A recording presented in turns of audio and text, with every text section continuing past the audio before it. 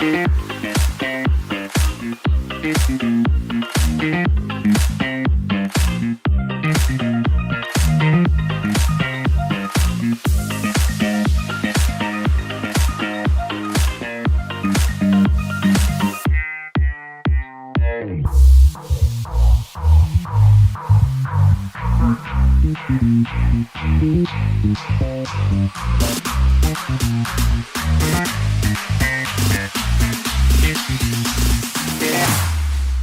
we go now.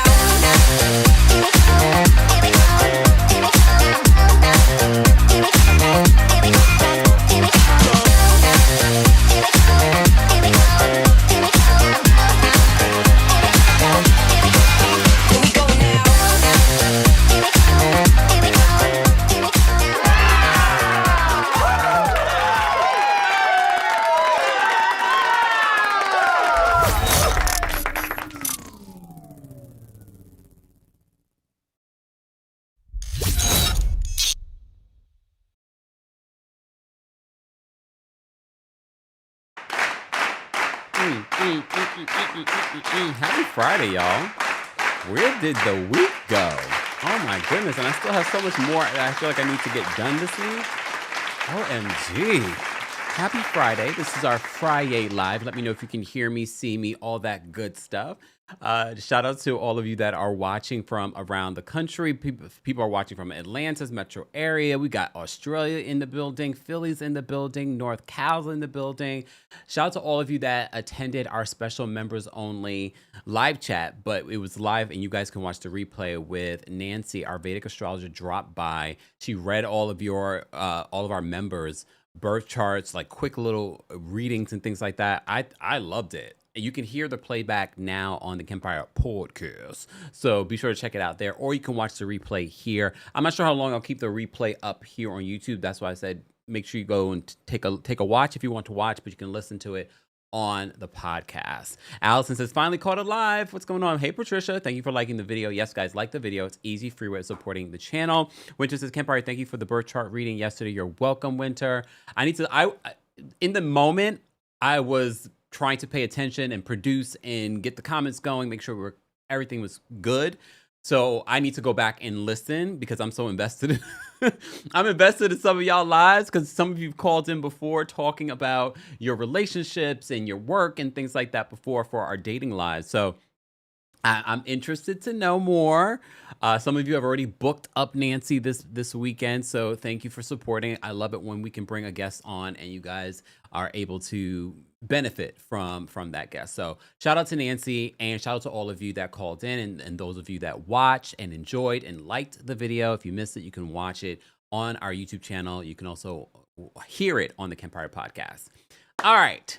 London's in the building. What's going on, London? Hey, everyone. Chi-Town's in the building. Hey, I got to get to Chicago when it warms up because I'm sure if New York hasn't warmed up, it's 50-something degrees today. I don't want it to jump to 80 and 90, but I was on my terrace and I was like, it is chilly. Let me go back inside. Okay. I can't even wear my pom-pom shorts.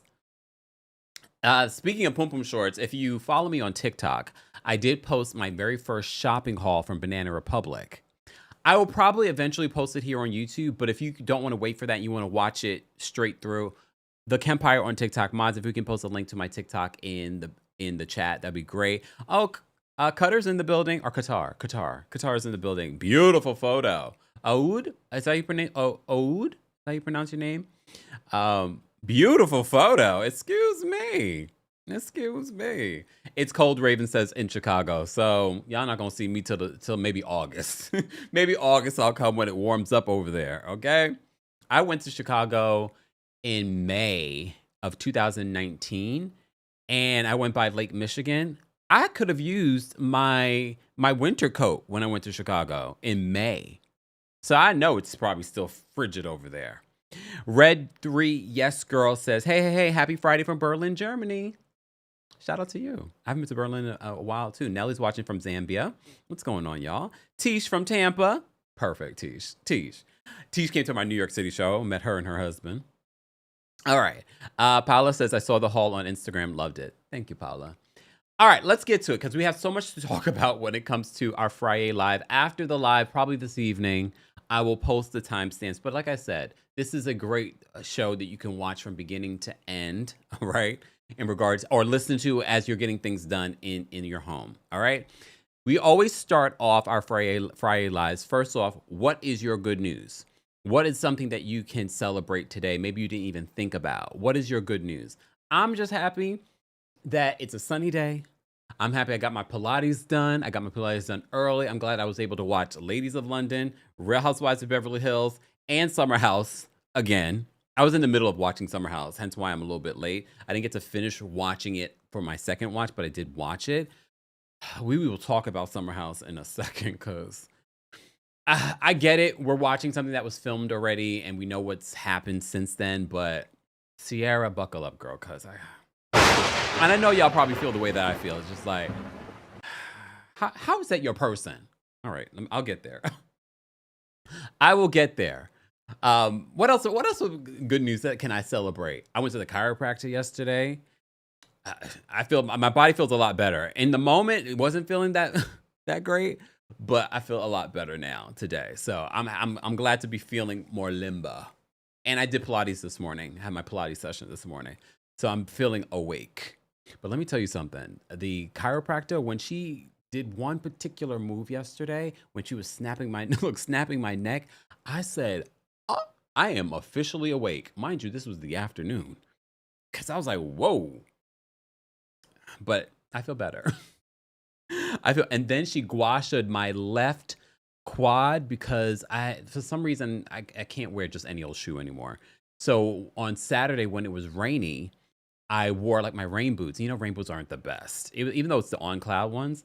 And I must have messed up my left foot. So it took me a little while to kind of not feel pain in that foot. And then I told her about it, even though it was starting to feel a little bit better. But then she guashed where they scrape. You know how you can gouache your face and gouache other parts of your body. She guashed my left calf, and my calves are already tight. Y'all know I already love to walk. The weather's been warming up here in New York City, so I've been doing a little bit more walking than during the winter. So my calves are already a little tight. I know. I should be stretching them on my own. I know. My stretch therapist says the same thing. Fine, okay. So, she guashed my left calf. Yes, and it was painful. But it feels a lot better today. Well, not really. I mean, it feels better in regards to walking on it, but because she guashed it, it's a little sensitive to the touch. Just saying. Anyway, I have digressed, but I'm telling you my good news, okay? You tell me what your good news is, all right? All right, let me see. Oh, what is good news? Wait, I missed your good news, Pageant Mommy. What's your good news? Oh, Pageant Mommy. Aries sister here. Pageant Mommy, who's also a member. Thank you for being a member. She says, the book that I'm writing is really taking shape. I can only imagine how that feels. I can only imagine, especially like when you first start. I'm sure Amanda probably feels the same because you're actually writing it, right? We will get to Real Housewives of Beverly Hills in a second. All right. I can, again, if you're part of the replay crew, be sure to let us know your good news as well. Shout out to Keith. Keith's good news. My service agreement has just been finalized for my business. Congratulations. Keith had told us that he started his own business as well. I don't remember which live it was. Was it this week? Keith, I can't keep up. Hold on. Tamala says my DL has been expired since December. I'm legally driving since today. Tamala, she says my DL had been expired since December. I'm legally driving since today. Well, I am happy for us in these streets. Look, Either Scientist says I love the pain of gua sha. I can't say I love the pain. Sometimes it's too much. Oh, hold on. Tiara says, my guests have started getting my Vegas elopement postcards. Wait, huh? Wait. You eloped and then you told people you eloped via the postcard? So now people are reacting. Are you also telling us that you just got married too, Tiara? Or did you tell us this before? I can't keep up. We have thousands and thousands of people here. Did you just, Tiara, did you just tell us you got married? Please explain, because I am confused. Chesley says, okay, legally driving. The streets are safer now. Or are they? That's hilarious. Now you're telling on yourself. Jennifer says, my good news, it's a bank holiday weekend in the UK. What holiday is it that you guys are celebrating in the UK? All right. I love seeing this good news in here, y'all. Queen Shamama says, my good news, Nancy was right. Our Vedic astrologer from yesterday got an email from HR that they're reviewing my job duties to increase my pay. Thank you, Nancy. I love that. That is some good news. Like that's some instant good news. Okay, Nia says, I recently moved and my place has been looking a mess. This week, things are really starting to look like this is an actual house and not a warehouse. Oh, Nia, when I first moved into this particular apartment, I had movers, shout out to Roadway. But I didn't know if there was a service for them to unpack, but I wouldn't want them to unpack anyway because I'm moving to a new space. I don't know where I'm going to put everything. So the great thing, though, this is not sponsored. They packed everything up for me, moved it here, but then they put all these boxes in here, and I was like, I was so overwhelmed. I was like, how am I going to do this? So, but slowly but surely, things did start to take shape. So I know that feeling that you're having. Congratulations. One time. Yes. Kirsten, happy birthday, my Taurus sister. A May sister. Whew. May 1st. It's going to be May. Kirsten says, thank you for being a member, Kirsten. My good news today is my 56th birthday, and you don't even look 56, Kirsten. All right? Beautiful smile, Kirsten. Happy birthday, Kirsten. Everyone wish Kirsten a birthday. If it's your birthday and you're part of the replay crew, be sure to let us know as well. Shout out to my Taurus brethren. All right? All right, let's get to our flunky of the week. There could be a whole list of flunkies of the week. The president, what's her name? Erica Kirk. She's such a weirdo. Klay Thompson could be flunky of the week. But the flunkies of the week, not the entire Supreme Court, just the ones that voted to gut the Voting Rights Act this week. And that's all the Republican assigned Supreme Court justices. The Associated Press report this. They said President Lyndon B. Johnson knew the legislation he was about to sign was momentous, one that took courage for certain members of Congress to pass since the vote could cost them their seats. To honor that, he took the unusual step of leaving the Oval Office and going to Capitol Hill for the signing ceremony. It was August 6, 1965, 5 months after the Bloody Sunday attack on civil rights marchers in Selma, Alabama, gave momentum to the bill that became known as the Voting Rights Act. In the 6 decades since, it became one of the most consequential laws in the nation's history, preventing discrimination against minorities at the ballot box and helping to elect thousands of Black and Hispanic representatives at all levels of government. Shout out to the AP News for putting this together because I think people don't understand what this means. On Wednesday, the U.S. Supreme Court knocked out a major pillar of the law that protected against racial discrimination in voting and representation. It was the decision that came more than a decade after the court undermined another key tenet of the law and led to restrictive voting laws in a number of states. Voting and civil rights advocates were left fearful of what lies ahead for minority communities. This is why people are reacting to this decision from the Supreme Court this week. It means that you have entire communities that can go without having representation, said Cliff Albright, a co-founder of the group Black Voters Matter. It is literally throwing us back to the Jim Crow era unapologetically, and that's not an exaggeration.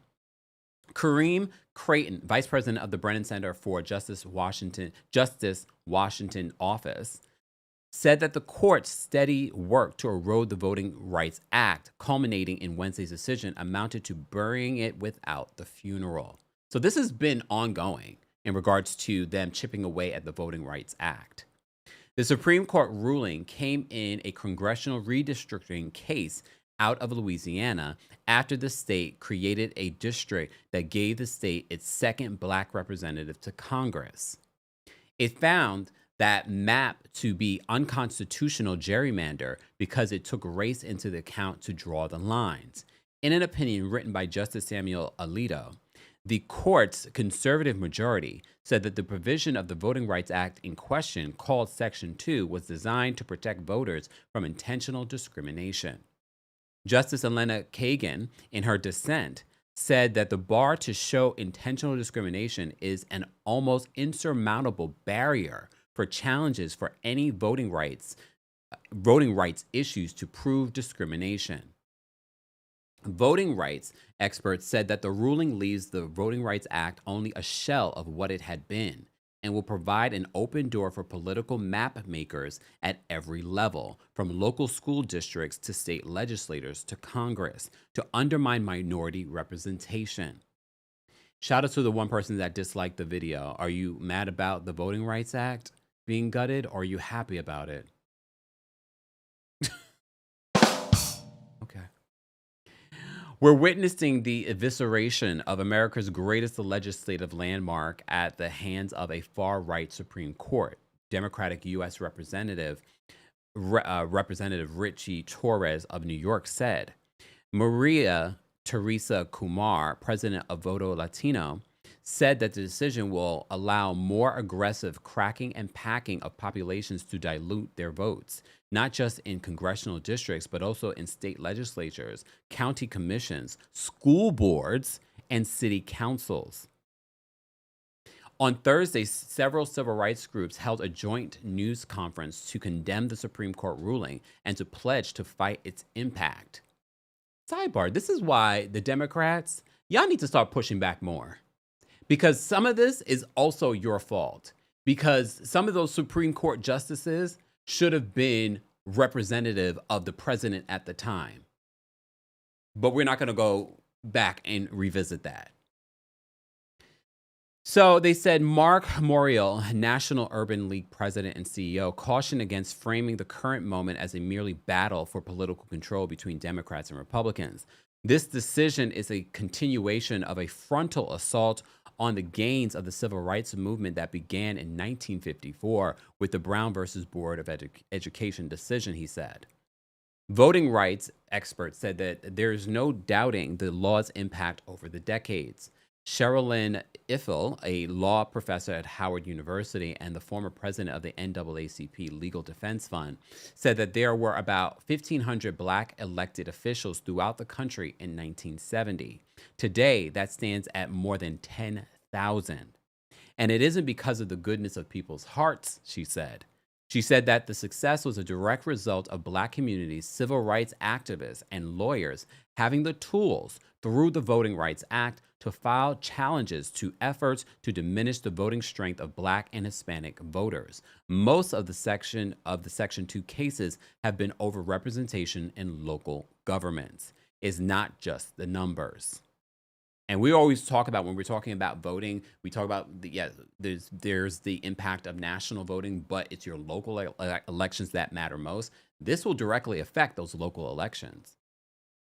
A loss of representation, especially in state legislature and Congress, will translate into minority communities losing a voice on issues that matter to them, such as healthcare, education, and needed public works upgrades, said Sophia Lynn Lacken, Deputy Director of the American Civil Liberties Union's Voting Rights Project. States can now point to partisan objectives to justify maps that strip voters of color of representation, and federal courts will have little basis to intervene. The landmark law signed by Johnson 61 years ago has been amended over the years, but the biggest change was in 2013. So this has been going on. Some people don't even realize this. When the Supreme Court released its ruling in Shelby County versus Holder, the decision essentially ended a provision of the Voting Rights Act mandating the way states and local jurisdictions were included on a list of those needing to get advanced approval or pre-clearance from the U.S. Justice Department for voting-related changes.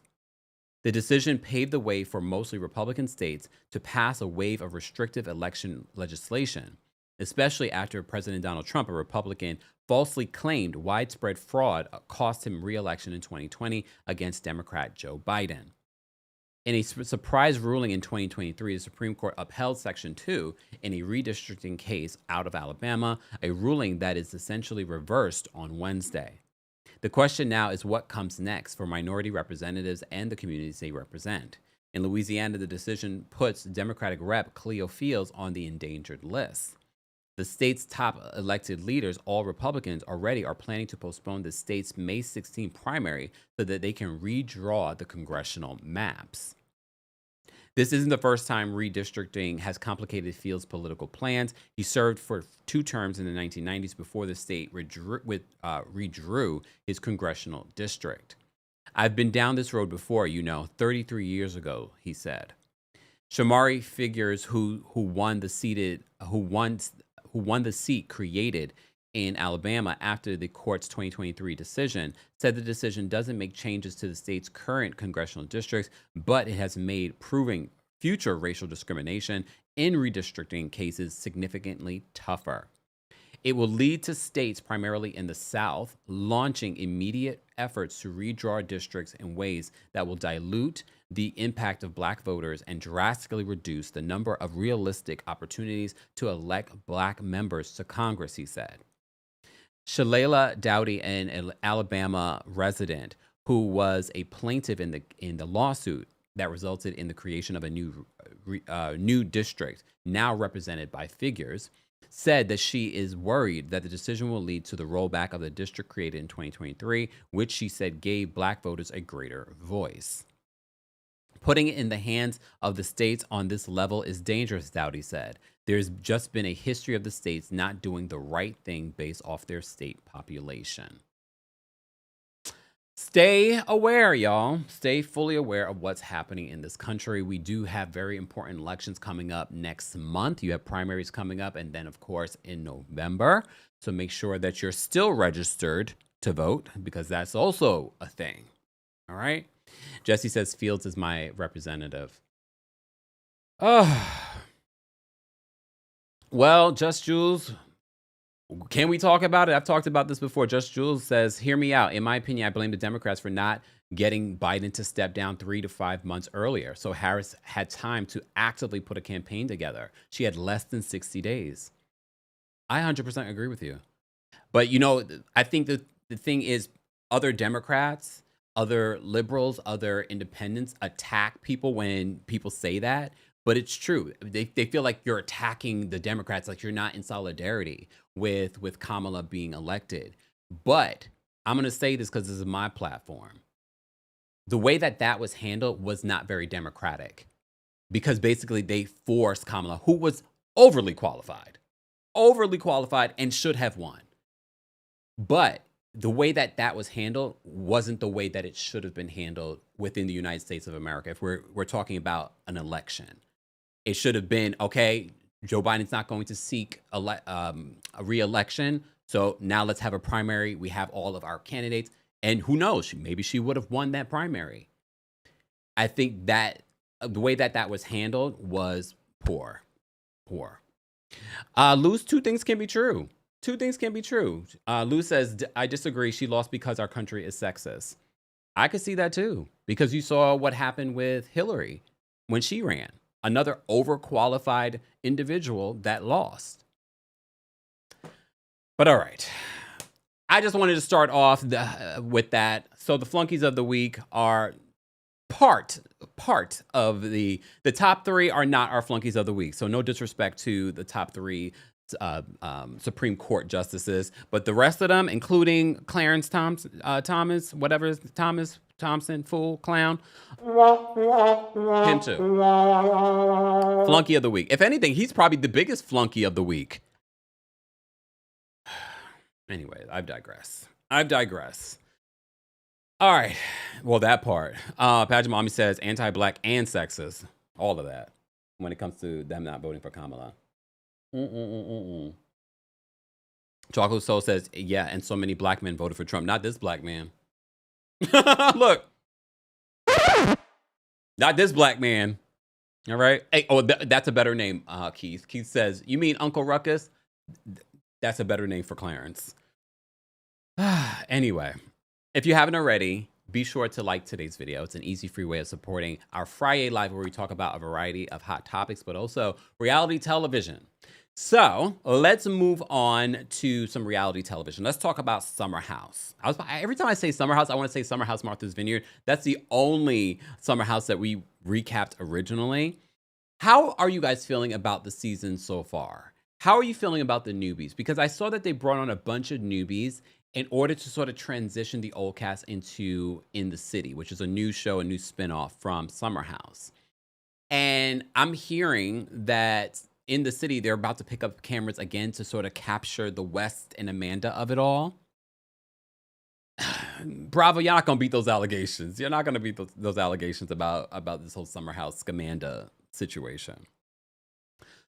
I don't know about In the City. Some of you are asking if I'm going to recap it. I'm probably not, to be honest with you, because I haven't been recapping Summer House. I've just been recapping this current season. The only newbies for Summer House Season 10 that I like for this season, I think Bailey was a good addition in her own way. She's sort of like falling off for me towards the end of the season, but she was a good addition. Her friend, I don't even know. I still don't remember her name. She's at the reunion. She's like falling off the stage. No. I liked KJ. I liked Mia. I figured out, did I tell you guys I figured out where I knew Mia from? She was on Selling the Hamptons. And I was like, oh, cause like, why does her face look so familiar to me? I like Mia and I like KJ. And it's not just because they're black. Cause I know some of these people are like, oh, you only like it because they're black. No, we've gotten so many personal stories. They've been so vulnerable. They're so likable. I like Bailey too. She's not black that we know of. Just saying. But I don't think that they could carry next season on their own. Because I heard that was the whole idea. I don't think they could carry next season on their own. And honestly, can I be honest with you guys? And it's not just because of the scamanda of it all. I don't want to see West again. Sidebar, did y'all hear about West's cousin unaliving his step-grandmother? Look, normally we probably wouldn't even talk about that if it wasn't connected to Wes. But here's the thing about Wes. Wes, ever since the breakup between him and Ciara, can I consider that even a breakup? Were they even dating? Okay, they were dating, but they weren't boyfriend and girlfriend, right? So whatever happened then, because I delved into Summer House then a little bit, and I said to myself, and especially because I saw the parts of the reunion, I was like, this guy's just thirsty to be on reality television. So he will do anything to be on reality television and spin the narrative. And I think what we're seeing at the end of season 10 of Summer House is Wes trying to get into the good graces of the fans again.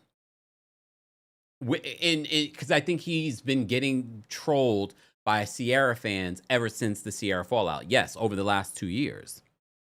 So I just feel like he moves funny. So I wouldn't put it past him for leaking any of this information from the reunion to the blogs and Reddit. Okay. Apparently it wasn't him. It may have been someone in the crew, and it's been solved. If you missed it, we talked about it on Tuesday Takeover. Andy says it was a Bravo fan. What's it, Jennifer Lawrence?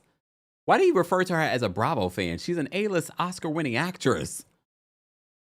Why would he refer to her as a Bravo? I mean, she is a Bravo fan, but I was just like, how would you feel if you were an A-list actress named Jennifer Lawrence and you're subsequent to a Bravo fan? I was like, okay. All right. Foxy says extremely thirsty. I don't like him. I don't think he's likable. I don't know what exactly does he offer to this cast besides the drama that he's caused recently. Oh, he's a party animal? Like, I find nothing, like, Ciara, this is why I get so frustrated with you in this week's episode of Summer House. She's like, he's my person. Girl, Ciara wants to make it seem like she can just be friends with Wes. And she's like, she misses her best friend. Your best friend? Like, I'm so frustrated with Ciara, y'all. I'm trying to be nice. But I was frustrated with Ciara this week. He's my no, girl, you like him. You're in love with him. You're infatuated with him for whatever reason. I don't know why you like Midwest, because he's mediocre at best. There's nothing about his personality. Look, everyone is already talking about, he's not the most attractive. He's not good. his personality is not even attractive. You know what I mean? Sparkles, she does says he's extremely manipulative. I see it. I'm so like, for me, his personality is what makes him even uglier to me. But Ciara this week, you know, she had the conversation with him last week, and she's like, and she starts crying. I miss my friend. I didn't watch the last season. Did they not interact last season at all? So I find it so interesting. 2 seasons later, now they're finally having a conversation, and she's like, I miss my friend. Coco says, is it the D? Well, the D has been circulating on the internet, and word on the street is not that impressive. But then I thought to myself, well, you know, it's not always the size. Look, I don't know, Ciara. I just got really frustrated with you this week. I really did, especially when she was like, he's my person. Girl. She's like, oh, that was my best friend. But now y'all going on a double date after the soft bar launch? It's clear she wanted to get back with him. And then in this week's episode, Wes is admitting to other people, oh, I still have a crush on her. Look, we don't know whether or not the Amanda and Wes of it all was happening during the summer. People speculate that it was. I don't think it was exclusive. I don't know if it was exclusive until recently. But I don't know if I even believed that he had a crush on her. I think he was playing it up for the cameras. I don't trust Wes in the least bit. I think he plays to the cameras. R. Bless says, maybe he's just a good eater, Kemp. This is not Kempire After Dark. Y'all better behave yourselves in the chat. Either way, I need her to, look, there's too many men in the sea that could do all of those things and have all of those things. Her saying, he's my person, he was my best friend. I don't believe any of that. He was your best friend? And she's a Capricorn? I was like, Capricorns are a little bit more selective about their best friends. I don't know. Like, really? I was getting so frustrated with her. At one particular point when they're on the boat, she's like this, staring up at him. And I said, oh, I just wanted to pick her up and shake her. Anyone else get frustrated too? So she's like crouching down. Look, I don't know all of Ciara's history. I know she's had some mental health things. She's on Prozac. She's talked about this. And her relationship with her dad has been strained. But she's like crunched up. He's like over her. Like he's sitting up straight. And she's like this crunched up, looking up ahead of him adoringly because now they've had their conversation. They're at peace. They're best friends again. They're going on a double date.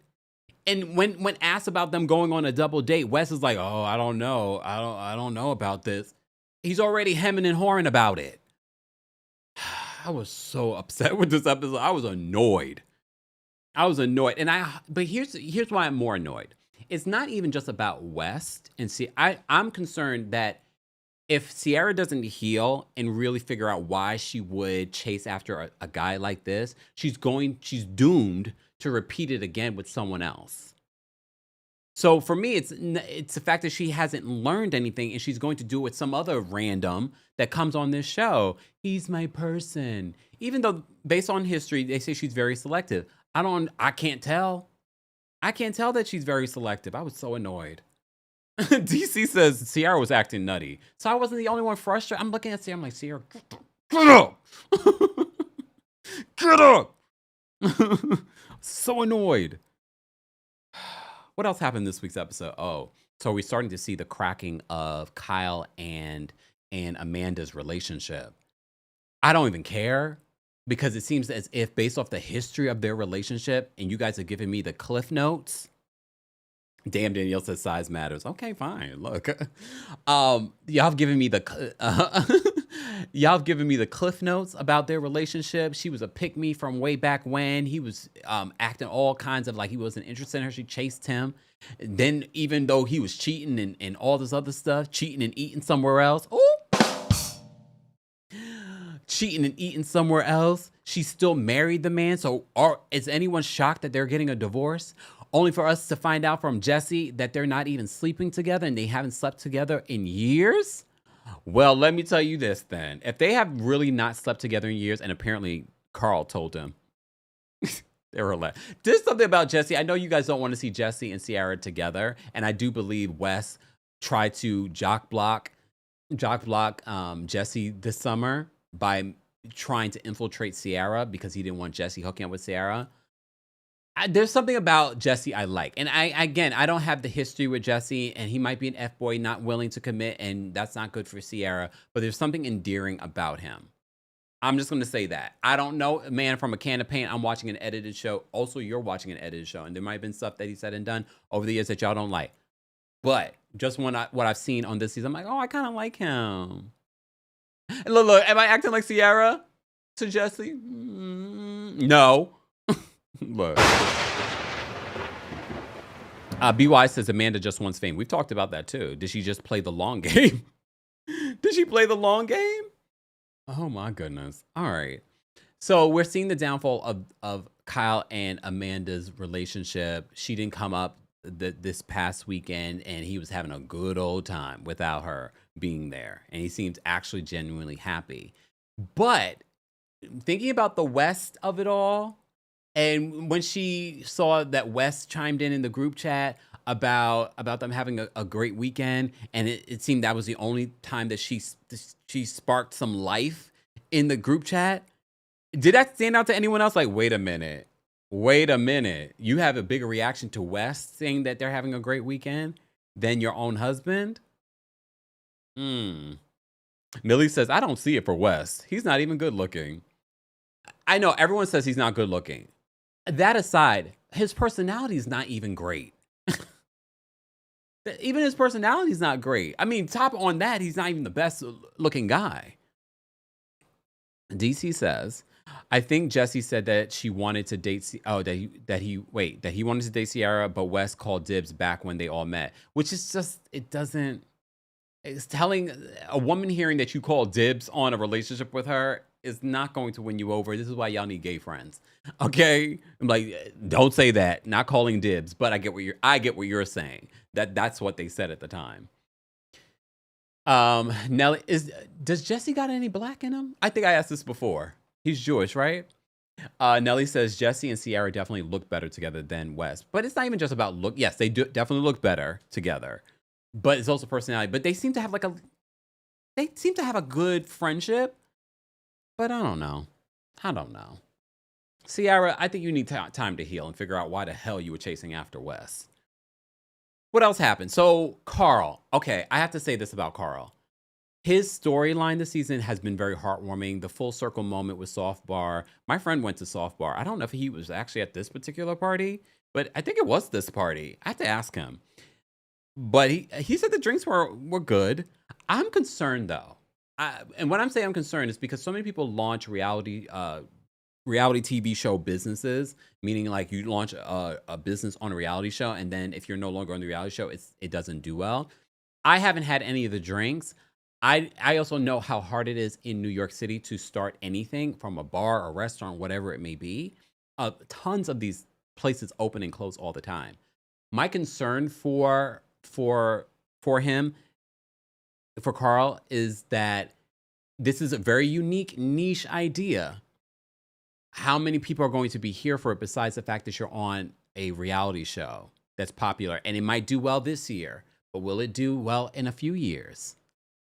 I don't know. And this is coming from someone that might love a soft bar because I don't drink. Does he serves coffee too? Look, what else is happening there? Is it open during the day? Foxy says, I would definitely go there. I mean, I would go, but would I go all the time? I don't know. Exactly. Whale Key says it's called Bravo Business Bankruptcy. That's a perfect way of BBB. All right. But I enjoyed him talking about this business and why he went sober. Shout out to him. He also did the London Marathon. We talked about Cynthia Erivo doing the London Marathon this past weekend as well. He's on the up and up. He's doing better. I love what he said, though. He says, I don't know if Soft Bar, he's like, no, Soft Bar would not be here if my brother didn't pass away. But then he also said, he's like, would I give anything, including Soft Bar, to have my brother back? Yes. But he says that I don't think I would be where I am today if my brother didn't pass away. That was such a powerful, mature thing for him to say. Sidebar: the situation between Lindsay and his mother, that was very interesting to watch in this week's episode. Very interesting.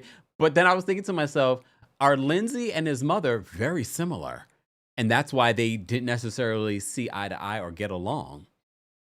What do y'all think? Because y'all been watching this a lot longer than me. But just based off of that interaction, I was like, they actually seem like they're the same person. Okay.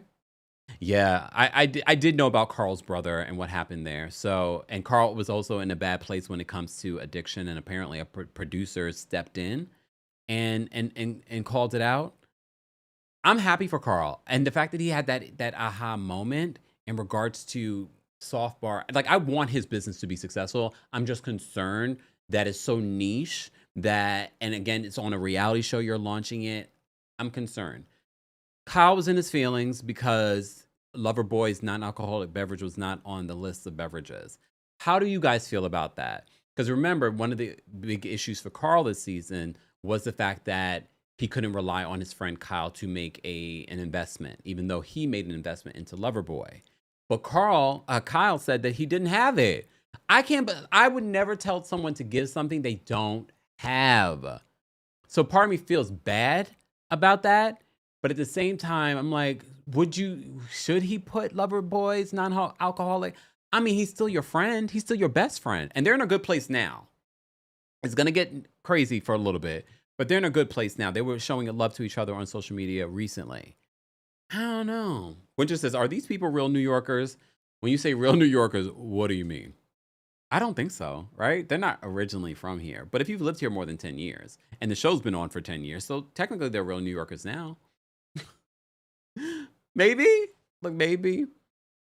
I don't know. I mean, he did go because his soft bar's in Williamsburg, one of the most gentrified areas. So just saying, now gentrified areas, because just saying. The space looked great, though. The space looked great. Okay, Jenny, I was wondering. Jenny says, issue with Carl and Kyle is a storyline, 100. I was wondering, are they just playing this up for the cameras a little bit? Because I just don't understand why Carl would not understand why his friend wouldn't give when he doesn't have it. Like, I'm not going to expect a friend to give something they don't have. If you don't have money right now, your business is $2 million in debt. I'm not asking you for an investment. I'll give you a couple of cans of Loverboy, non-alcoholic. But Loverboy's not doing well. The beverage industry is not that great. Anyone in the chat ever have a Loverboy? I don't know. Again, a very niche market that's geared towards Bravo fans. You need something that's going to be geared towards everybody loves it. That's what happened with Bethany. Everyone's been trying to recreate what Bethany did. But Bethany had something that stood the test of time, that stood outside of the Bravo universe. And maybe it stood outside the Bravo universe because it was so early on, before the Bravo universe really was created. I don't know. Brandy says Carl's from Pittsburgh. Okay. I think all of them are, right? The good majority of them aren't from New York. That's okay. Look, that's okay. WaveQ says you have to been in New York since high school, at least. Well, no. If you've been here for there are some New Yorkers that have been here for 20 years, but they didn't go to high school here. They maybe moved here for college. Choco says it's no to Loverboy. I've never had it. Not even they're now non-alcoholic, so I have no idea. I know when I've been to BravoCon, it's like you see, they usually have a cart or something there. Damn, Real House Husband says Loverboy is only sold in the Northeast. Okay. Jennifer says Bethany equals right time, right place. I think there's a few elements. I don't want to just do that to Bethany, because Bethany had been working very hard on her businesses at that time. But I get what you're saying. I definitely think that there was an element. I think it was just the time too. All right. Charlie says it's in Chicago. Loverboy?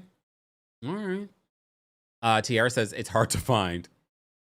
Like Vita Tequila was at one particular point. I mean, it's not easy. It's not business. Owning your own business, a beverage business, a restaurant, a bar, those are not easy. I know as spectators on the outside, we all feel like, oh, terrible business person. Y'all have no idea unless you've done it. If you've done it, then you can speak to it. But if you've never owned a restaurant, you've never owned a bar, you've never owned your own business, and you're doing like a storefront or there's a beverage business, these businesses are hard. Okay? But also some of these folks just want to have a business and they really aren't passionate about it. I don't know about Kyle, I don't know about Carl, but Real House Husband says it's not here in the South. Ooh. All right. It's in the Midwest though, it's in Chicago. Damn, Ariana says, I still haven't seen Vita in real life. Have I? I don't think I've even seen Vita in real life. But again, I'm not looking for Vita, okay? I don't drink. So, just saying. Speaking of Nancy, our Vedic astrologer that stopped by yesterday, if you missed it, guys, you can watch it on YouTube, but you can also listen to the podcast version on the Kempire podcast. Be sure to give us a 5-star review. She told me a while ago, like one of my first readings, that I shouldn't drink. And I was like, perfect, Nancy, I don't drink. So there's certain things that we're just naturally inclined to that are just better for us. The same when it comes to sugar. I think because sugar is such an addiction, I really shouldn't be having sugar either, based on my birth chart. Some of you got similar. When Nancy said, sidebar, when Nancy said that you need to have a flat stomach, I was like, I'm glad she never said that to me, Lord. But she told me I shouldn't have sugar. So if I eliminate sugar completely from my diet, I will naturally have a flat stomach. Because for those of you who don't realize, you can do all the crunches you want in the world. If you want those abs, it begins in the kitchen. It begins with your diet. Every expert I've ever seen talk about that. So if we eliminate sugar, I mean, it's a process to eliminate sugar. But once you start it, like if you transition, then you'll be able to eliminate sugar. Okay, let me get back to this. Back to Summer House. Summer House. What else happened in this week's episode that I wanted to talk about? Ben's girlfriend. Ben's girlfriend's the one just spilling all the tea, all the bedroom stuff. And KJ's was like, Ben went from being the single guy to now all of a sudden he's in a relationship. Yeah, Ben's an interesting one. I don't see Ben locking down, what's her, Sabrina is her name? I don't see him marrying this woman. I'm sorry, I just thought about it. At first I was like, oh, you know, men will lock down who they really want to and take seriously. And then I thought to myself, I was like, I don't think so. I don't think she's the one. Right? I don't think she's the one. She's a little annoying, to be honest. KJ and Dara. I already said this before about their relationship, but that was part of the story of this week's episode of Summer House, was about them maybe moving a little too fast. I definitely think they moved a little too fast. Apparently, y'all told me that they already said, I love you. I don't know about this relationship. I wish them the best because I really like KJ. I feel like that KJ's like my little brother. I don't see it for them. Something about Dara I don't like. I don't know what it is, but I have a very good sense of people's character. I don't know. Look, I don't know. Lakia says Sabrina is cringe. Okay, so it's not just me. Ben is playing with this woman. She's a little cringe and she's a little less than smart. She's always spilling things that they've talked about on Pillow Talk with the group. She's getting herself way too involved. And I don't know if she just wants to be on camera or that's just who she is as a personality. She's already spilling tea. Like, we're going to spend Christmas together. Girl. Angel says, I'm skeptical of Dara. Yeah. All right. Maureen says Ben is awkward. You think he's awkward? I think he's a little sneaky, honestly. I don't know if Ben is awkward. I think Ben is sneaky. Guys, do you like my sweater? My Are You Okay sweater? Yes. Head on over to houseofkempire.com. Mods, we can post a link in the chat. Go get your House of Kempire merch today. There are also coffee mugs and things like that, travel mugs that you guys have been asking for, all kinds of things. There are also t-shirts because it is warming up everywhere else. Go get your Are You Okay merch. And today's brought to you by our friends over at Hulu. Real Talk. You live for reality TV. Every time it gets crazy, gets juicy, gets dramatic, and completely irresistible. And lucky for you, Hulu on Disney Plus does too, with the most unhinged and unmatched library of shows. Period. Turn on larger-than-life docusoaps like Season 4 of The Secret Lives of Mormon Wives and the hit new series Love Thy Nader, featuring superstar model Brooks Nader and her sisters. Obsess over the seasons of iconic dating shows like Love Island UK and Farmer Wants a Wife. Get hooked on irresistible food competitions like MasterChef. Dive into hit game shows like Celebrity Family Feud and revel in show-stopping fashion competitions, including the one and only Project Runway. Whatever it is you're into, Hulu has it all. No filler, no fluff, just thousands of episodes of the very best in reality TV every single day. Because Hulu gets real. Stream now on Hulu and Hulu on Disney Plus for bundle subscribers. Terms apply.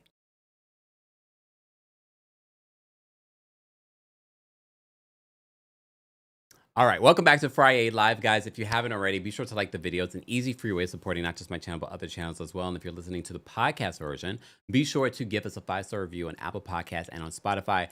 For those that are watching live, have you done that? I'm just saying, because those things matter, especially on the podcast universe. And are you subscribed to? And some of you probably don't realize that we have a podcast version of our live shows, but those are cleaned up, edited. Sometimes I add additional content, but there's also additional episodes available on the podcast as well. So subscribe today and give us a 5-star review. All right. All right. Let's get to, oh gosh, y'all. I'm keeping you abreast of this situation with singer David. There's a lot that's been happening in regards to this case. I feel like we're going to be talking about this case for at least for the next year. Okay. So this is what happened this week. And I saved this story to talk about it because we have been covering this story since our Tuesday takeover. The BBC reports this in regards to U.S. singer David has been accused of purchasing tools online, including chainsaws, after prosecutors say that he stabbed a teen girl to death. The allegations were released in an evidence filing which details his alleged motive and steps prosecutors say that he took to cover his tracks before 14-year-old Celeste Rivas Hernandez's dismembered body was found in his Tesla. Prosecutors say that he met Rivas Hernandez when she was 11 and allege that he started SAing her when she was 13 and he was 18. They allege the teen sent text messages threatening to reveal their illicit relationship and destroy his life before she was unalived. David, whose legal name is David Anthony Burke, has pleaded not guilty. Attorneys for David have maintained that they will vigorously defend David's innocence, and they said that they believe the evidence will show that David did not unalive Celeste. He appeared in court Wednesday as attorneys and prosecutors argued over the public release of the filing. He wore an orange Los Angeles County jail jumpsuit and was shackled while being escorted into the courtroom. He said very little aside from "Yes, Your Honor," when the judge asked if he was okay with his preliminary hearing being delayed until late May. In the court filing on Wednesday, prosecutors alleged that Burke stabbed the teen multiple times at his home. The filing states that prosecutors tracked purchases he made online using a fake name in the days after, including 2 chainsaws, an inflatable blue pool, a body bag, and a shovel. When I first read this story, guys, I can't tell you how I just continued just to be so hurt for Celeste. They allege that he also purchased a burn cage and made plans to incinerate evidence, the filing states. The filing outlines previous interactions authorities had with the singer, including after the teen was reported missing in 2024 by her family. Prosecutors say that the text messages outline a lengthy argument on the 22nd of April of 2025 over the singer's relationship with other women. Rivas Hernandez text threats to disclose damaging information about her relationship with the defendant to end his career, the filing states. There's a lot of damning evidence against him. Prosecutors say, remember, there was like 40-something terabytes of evidence in this case. Prosecutors say in the court document that they believe that the teen was killed the following day. Prosecutors say that David ordered an Uber for Rivas Hernandez that day to come to his home and she was dropped off there. They say that he texted her multiple times asking where she was, but prosecutors allege that the messages were a part of his plan to cover up the murder, the filing states. David's first studio album was released that week on the 25th of April. In the days after her alleged unaliving, prosecutors say that the singer made an array of purchases online to dispose of Rivas Hernandez's body. The filing alleges that he dismembered her remains in the garage of his Hollywood Hills home. And I wonder, I'm sure the prosecutors and the investigators um, did some sort of, what's the word?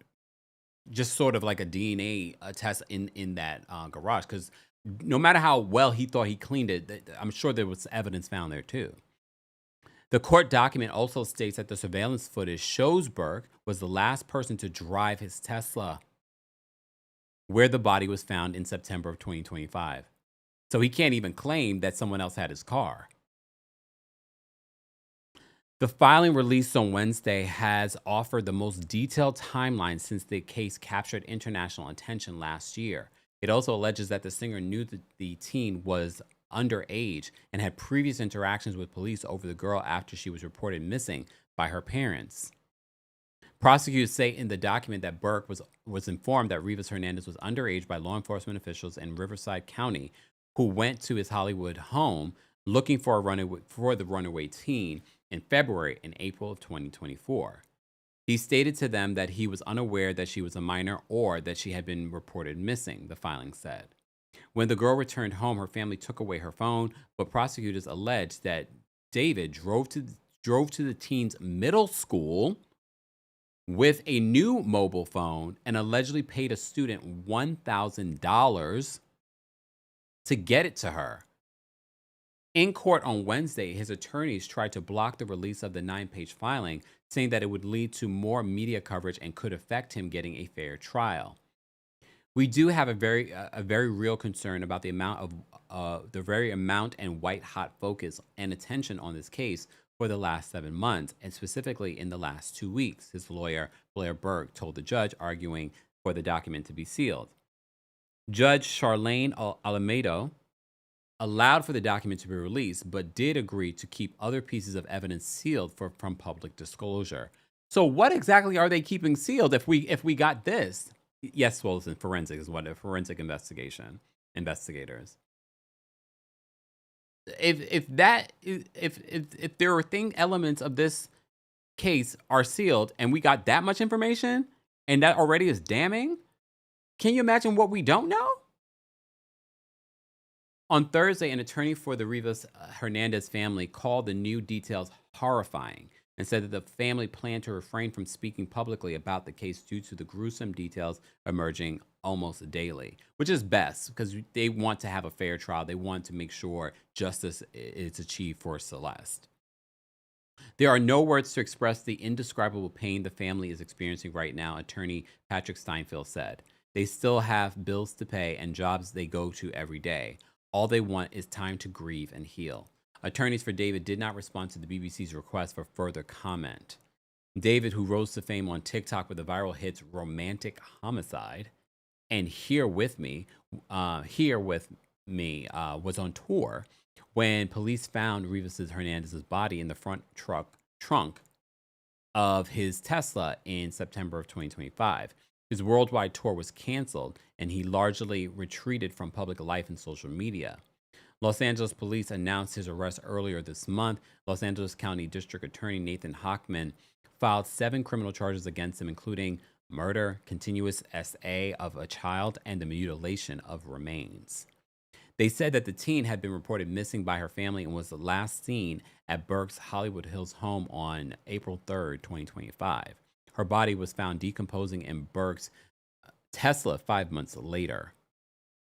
Rivas Hernandez's family made their first public statement shortly after that, describing the love they had for the teen and calling for justice in her death. So that's the latest update that we have on this David and Celeste Rivas Hernandez story. We're going to continue to cover the story. Let's talk about another pop culture story that you guys brought to my attention. Did y'all see what's happening over there in South Carolina? The University of South Carolina? Well, it seems as if we have a very weird update. First for those that don't know what's happening, let me give you this update, and this is from thestate.com. They report this. They said students at South Carolina State University are pushing back against the school's plan to invite Lieutenant Governor Pamela Yvette, a Republican candidate for governor, to be the next month's commencement speaker. The administration of the HBCU in Orangeburg has told the student leadership of the plan, even though it was yet to formally announce the decision or finalize the speaker. A school spokesperson said the university had no further comment. The governor's office confirmed that the May 8th commencement ceremony is on Yvette's calendar. It has led to an online petition, which as of 2:30 p.m. Tuesday had more than 2,600 signatures. Let me look at the online petition. Please hold. Let me see. It's a change.org petition. At that particular point, now on Friday, they have 23,708 votes, signatures. I will post it in the chat if you guys want to sign it as well. Let me just post it right here. There y'all go. Okay? 23,708 verified signatures. And they say in this write-up, they says, as a student at South Carolina State University, a proud historically Black college and university, I am deeply concerned about the decision to have Pamela Yvette as the commencement speaker for the spring 2026 graduation ceremony. This choice feels like a disservice to the values and mission that our institution stands for. South Carolina State University has a rich legacy of empowering students and fostering leadership who are committed to diverse, inclusive, and progressive values. Throughout our history, we have been at the forefront of advocating for social justice, equality, and education that truly represents and supports our community. Inviting a speaker whose actions and policies do not resonate with the ethos of our university undermines this legacy. First of all, shout out to Danielle. She sent me some videos on TikTok about some of the students speaking out. These kids know what they're doing. They give me hope for the future. And even the way that this petition is written is very impressive. They said our graduation ceremony should celebrate the culmination of our academic achievements and honor the journey of resilience, empowerment we have undertaken. It is a moment that should inspire and uplift our graduates, preparing them to tackle the challenges and opportunities ahead. We deserve a speaker whose message aligns with hope, empowerment, and progress. A speaker who truly embodies the spirit of South Carolina State University. Now that this has become such headline news, they probably could get the best speaker. I wonder who's now going to be the speaker, because it's May 1st. Time's a ticking. I know they can get someone Obama. Oh, see, I don't know if Obama's available, but Obama. Come on now, Obama. I'm volunteering you. I'm volunteering you for the job. Pageant Mommy, this is exactly what I said when this was brought to my attention. Pageant Mommy says, why would President Alexander Conyers be okay with this? Follow the money. Because a lot of people don't realize a lot of these opportunities, these honors for speaking at these places are bought and paid. It's for influence. All right.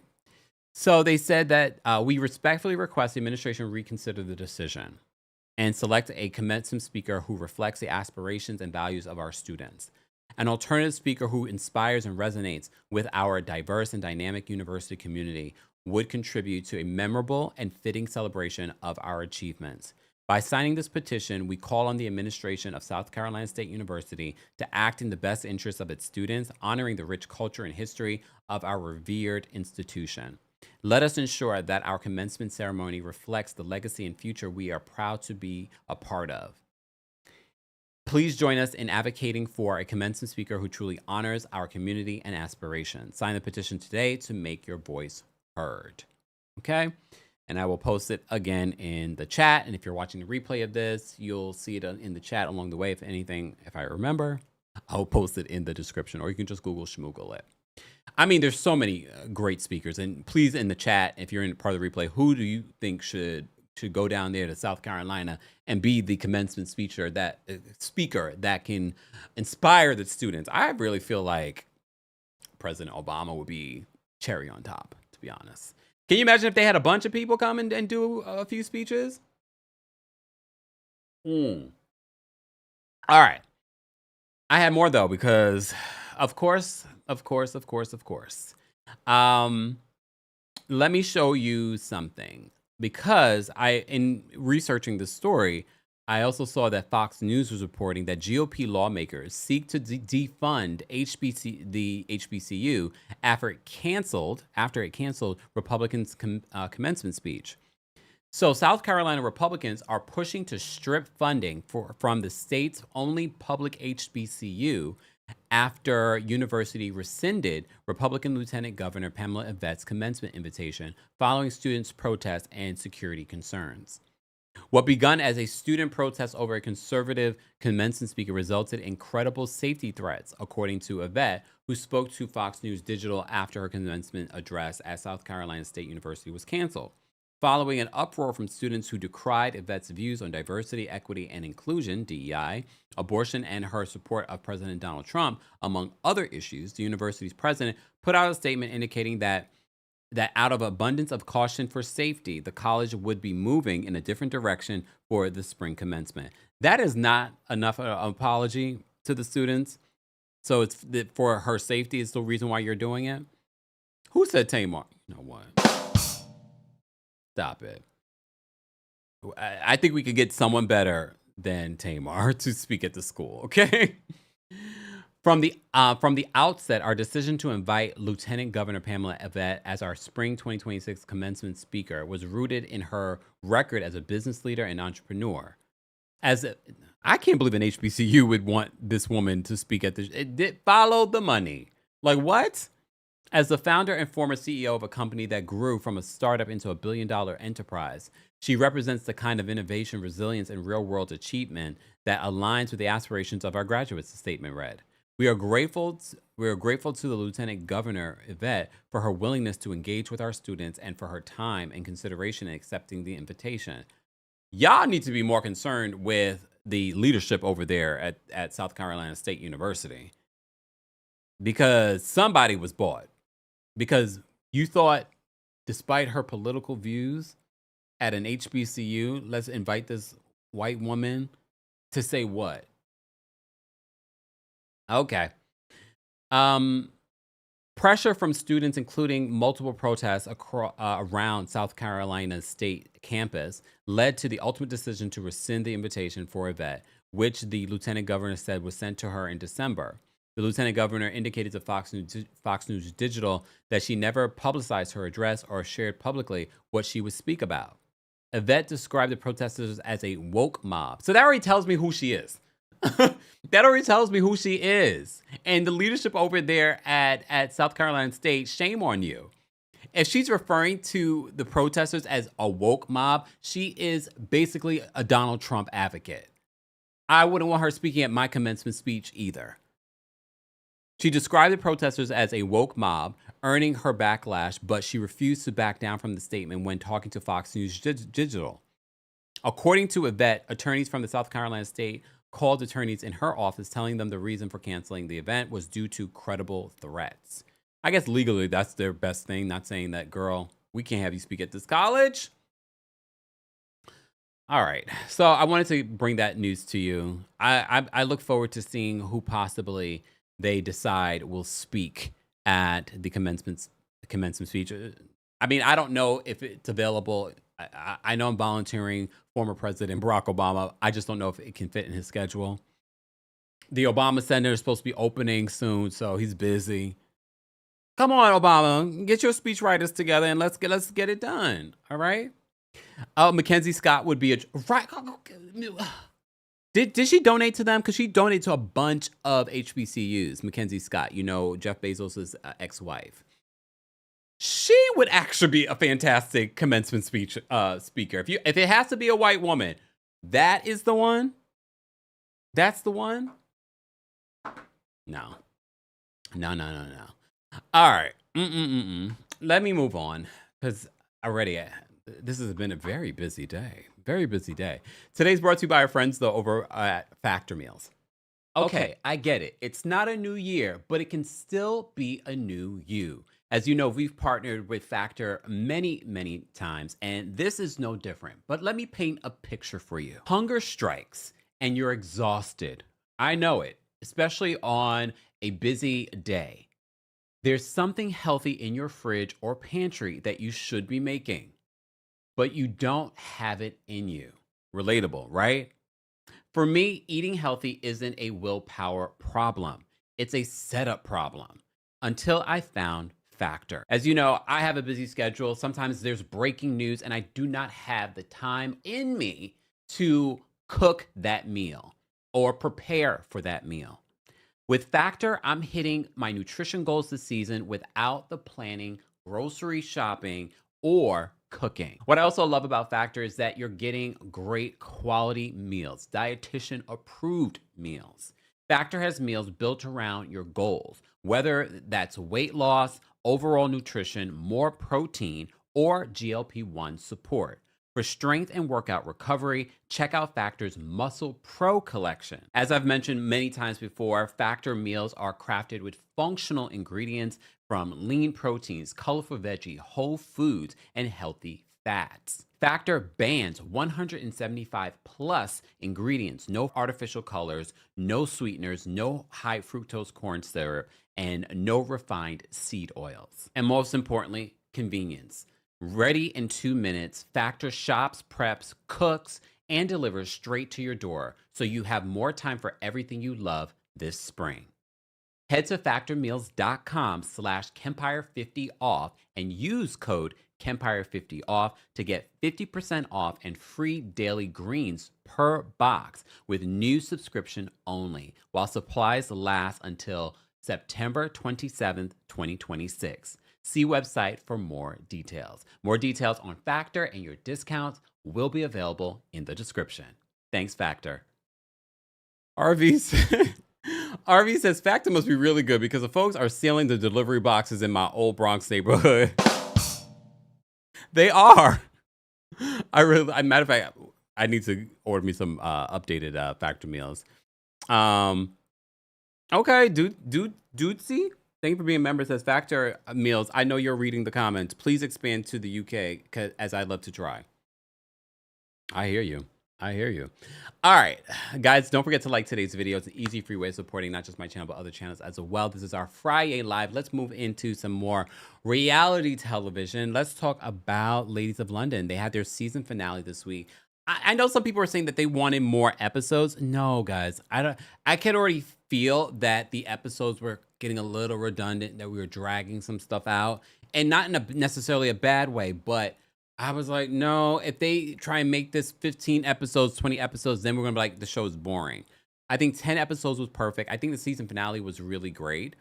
But Mark Francis's reaction, he was at Micah's event and he starts talking about what happened with him and Margot and her calling him, no, not weird. He said that she called him a freak or something like that, and she never did. She later said when confronted about it, she's like, I didn't call him a freak, but he is a freak. I felt like that was a bit of a reach. Here's the thing with Mark Francis and Margot. I think they're the same person, and that's what we're seeing. But in this week's episode, the season finale, we see Margot reach out to him for them to have a sit down. But at the top of the episode, Mark Francis has his own emotional reaction, probably because he heard that what's her name, Margot, had her panic attack. It felt so performative to me that he was just like, and that he had to leave the room. Look, I don't want to joke about anyone's trauma, not to say that, people calling him a freak because he's gay or whatever it may be, he can't introduce his partner to his family still. And I was just like, is he reacting this way because he heard that she had her reaction? And now it's like the battle of who's going to have the most trauma. Look, not to say that her panic attack wasn't real, not to say that his whatever that wasn't real.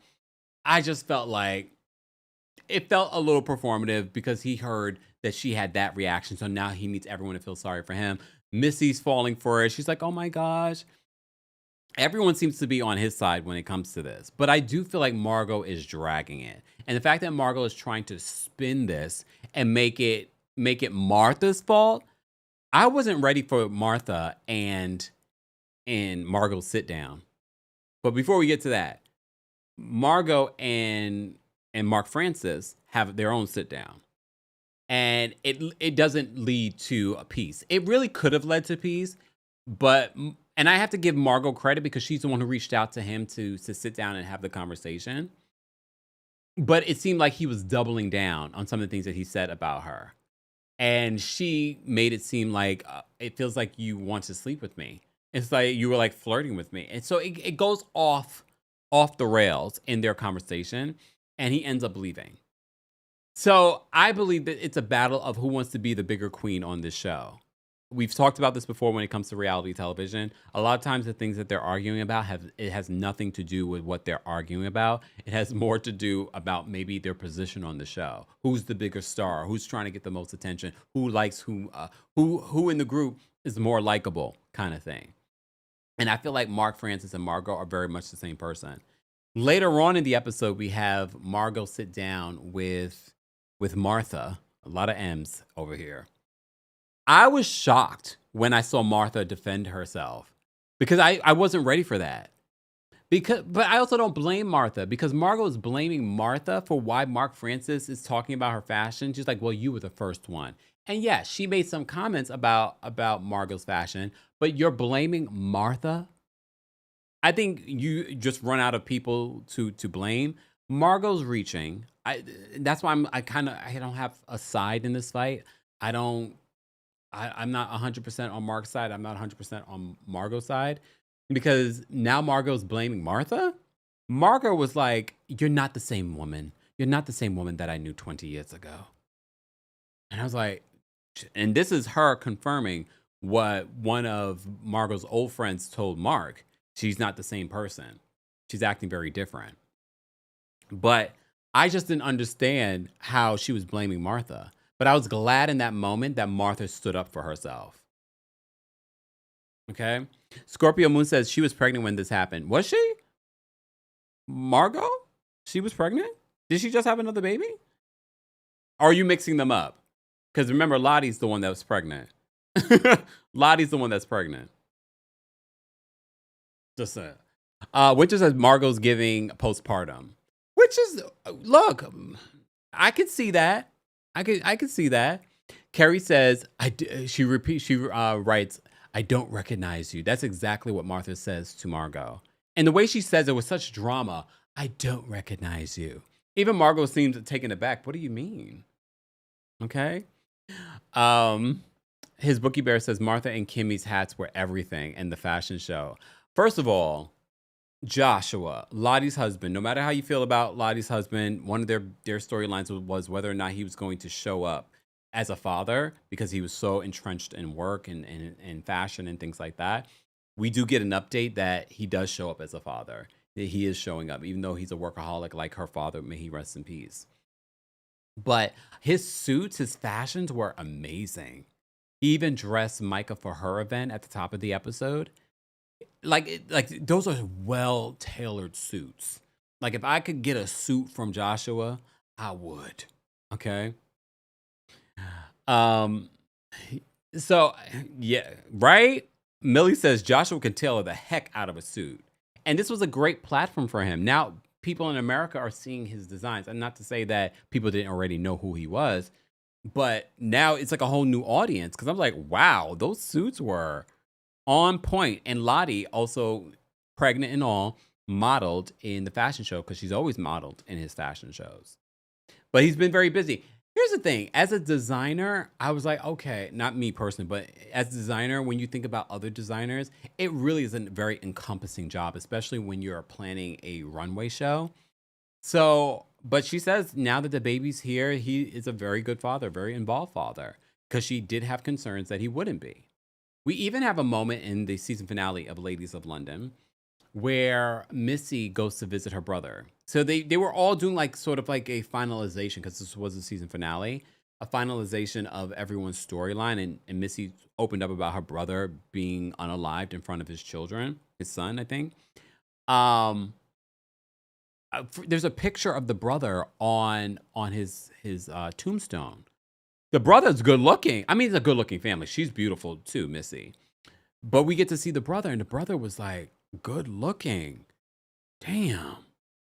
Look, damn. Kimmy actually shows up during her visit, and they have their own moment again, sort of like a full circle moment, because during the season she brought up, well, I heard he was unalive because he was involved in some stuff.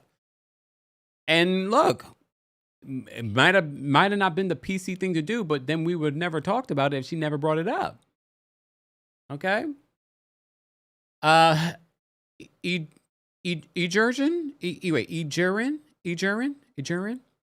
says, my good news is I have a job interview on Monday, so send good vibes. Sorry, I am late to the live. It's okay. Good luck to you on your job interview on Monday. Everyone send good vibes to Ejurin.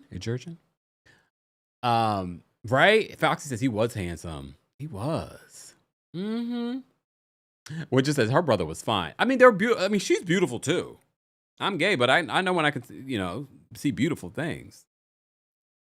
Oh, Jen says, not a Kimmy fan. She's not growing on me at all. She's that type of personality, but that makes her good reality television. Kimmy's a very polarizing personality. She will definitely be back if they get picked up for another season. So,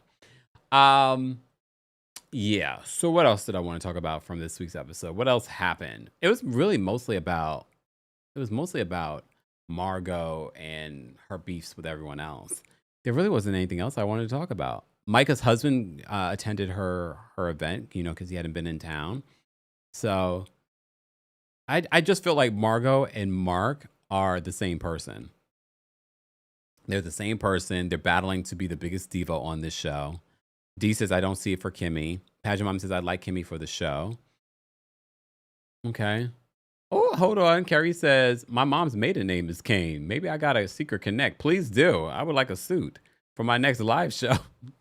Give me a Joshua Kane suit. I have to say, I was very impressed. We've seen fashion shows all the time on reality television. That was probably the most impressive, but that's what he does. That's what he does. I don't know about that relationship. They're a little kooky for me, but you know who they remind me of? Alex McCord and her husband. That's what they remind me of. They're kooky in that way. But anyway. All right. Zilly says Kimmy tries too hard. Nicole says Kimmy and that damn finger. Ugh. All right. Taurus Moon says Mika's boring. Here's the thing. Everybody here has a big personality. You need someone like a Mika. Okay? You need someone that's a little bit more even-keeled. They didn't. Speaking of Dara's, the Dara from this season, her former friend that she knew for how many years? 20 plus years? Lord have mercy. She might be a madam, y'all, allegedly. All right. Winter says he was no she by Sheree. No. Yes, that's how you could tell the difference between someone that's passionate about what they do versus and that does this on the regular. Exactly. Duty says, we've seen fashion shows with no fashion. Damn, Sheree. They're coming for your neck, Sheree. They're coming for your neck. But, guys, if you had to rate Ladies of London and how it did these 10 episodes, I definitely think it's going to get picked up again.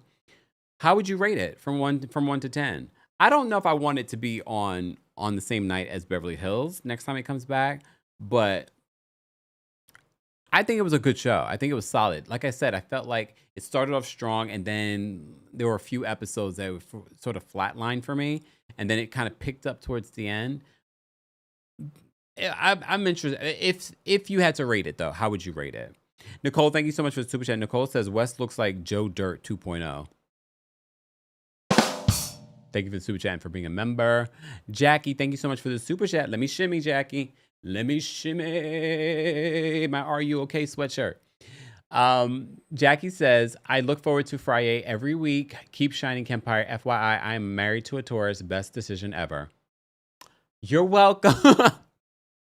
You're welcome. I'm just saying. What's your sign? What is your sign, Jackie? So that I can kind of decipher what I need to marry.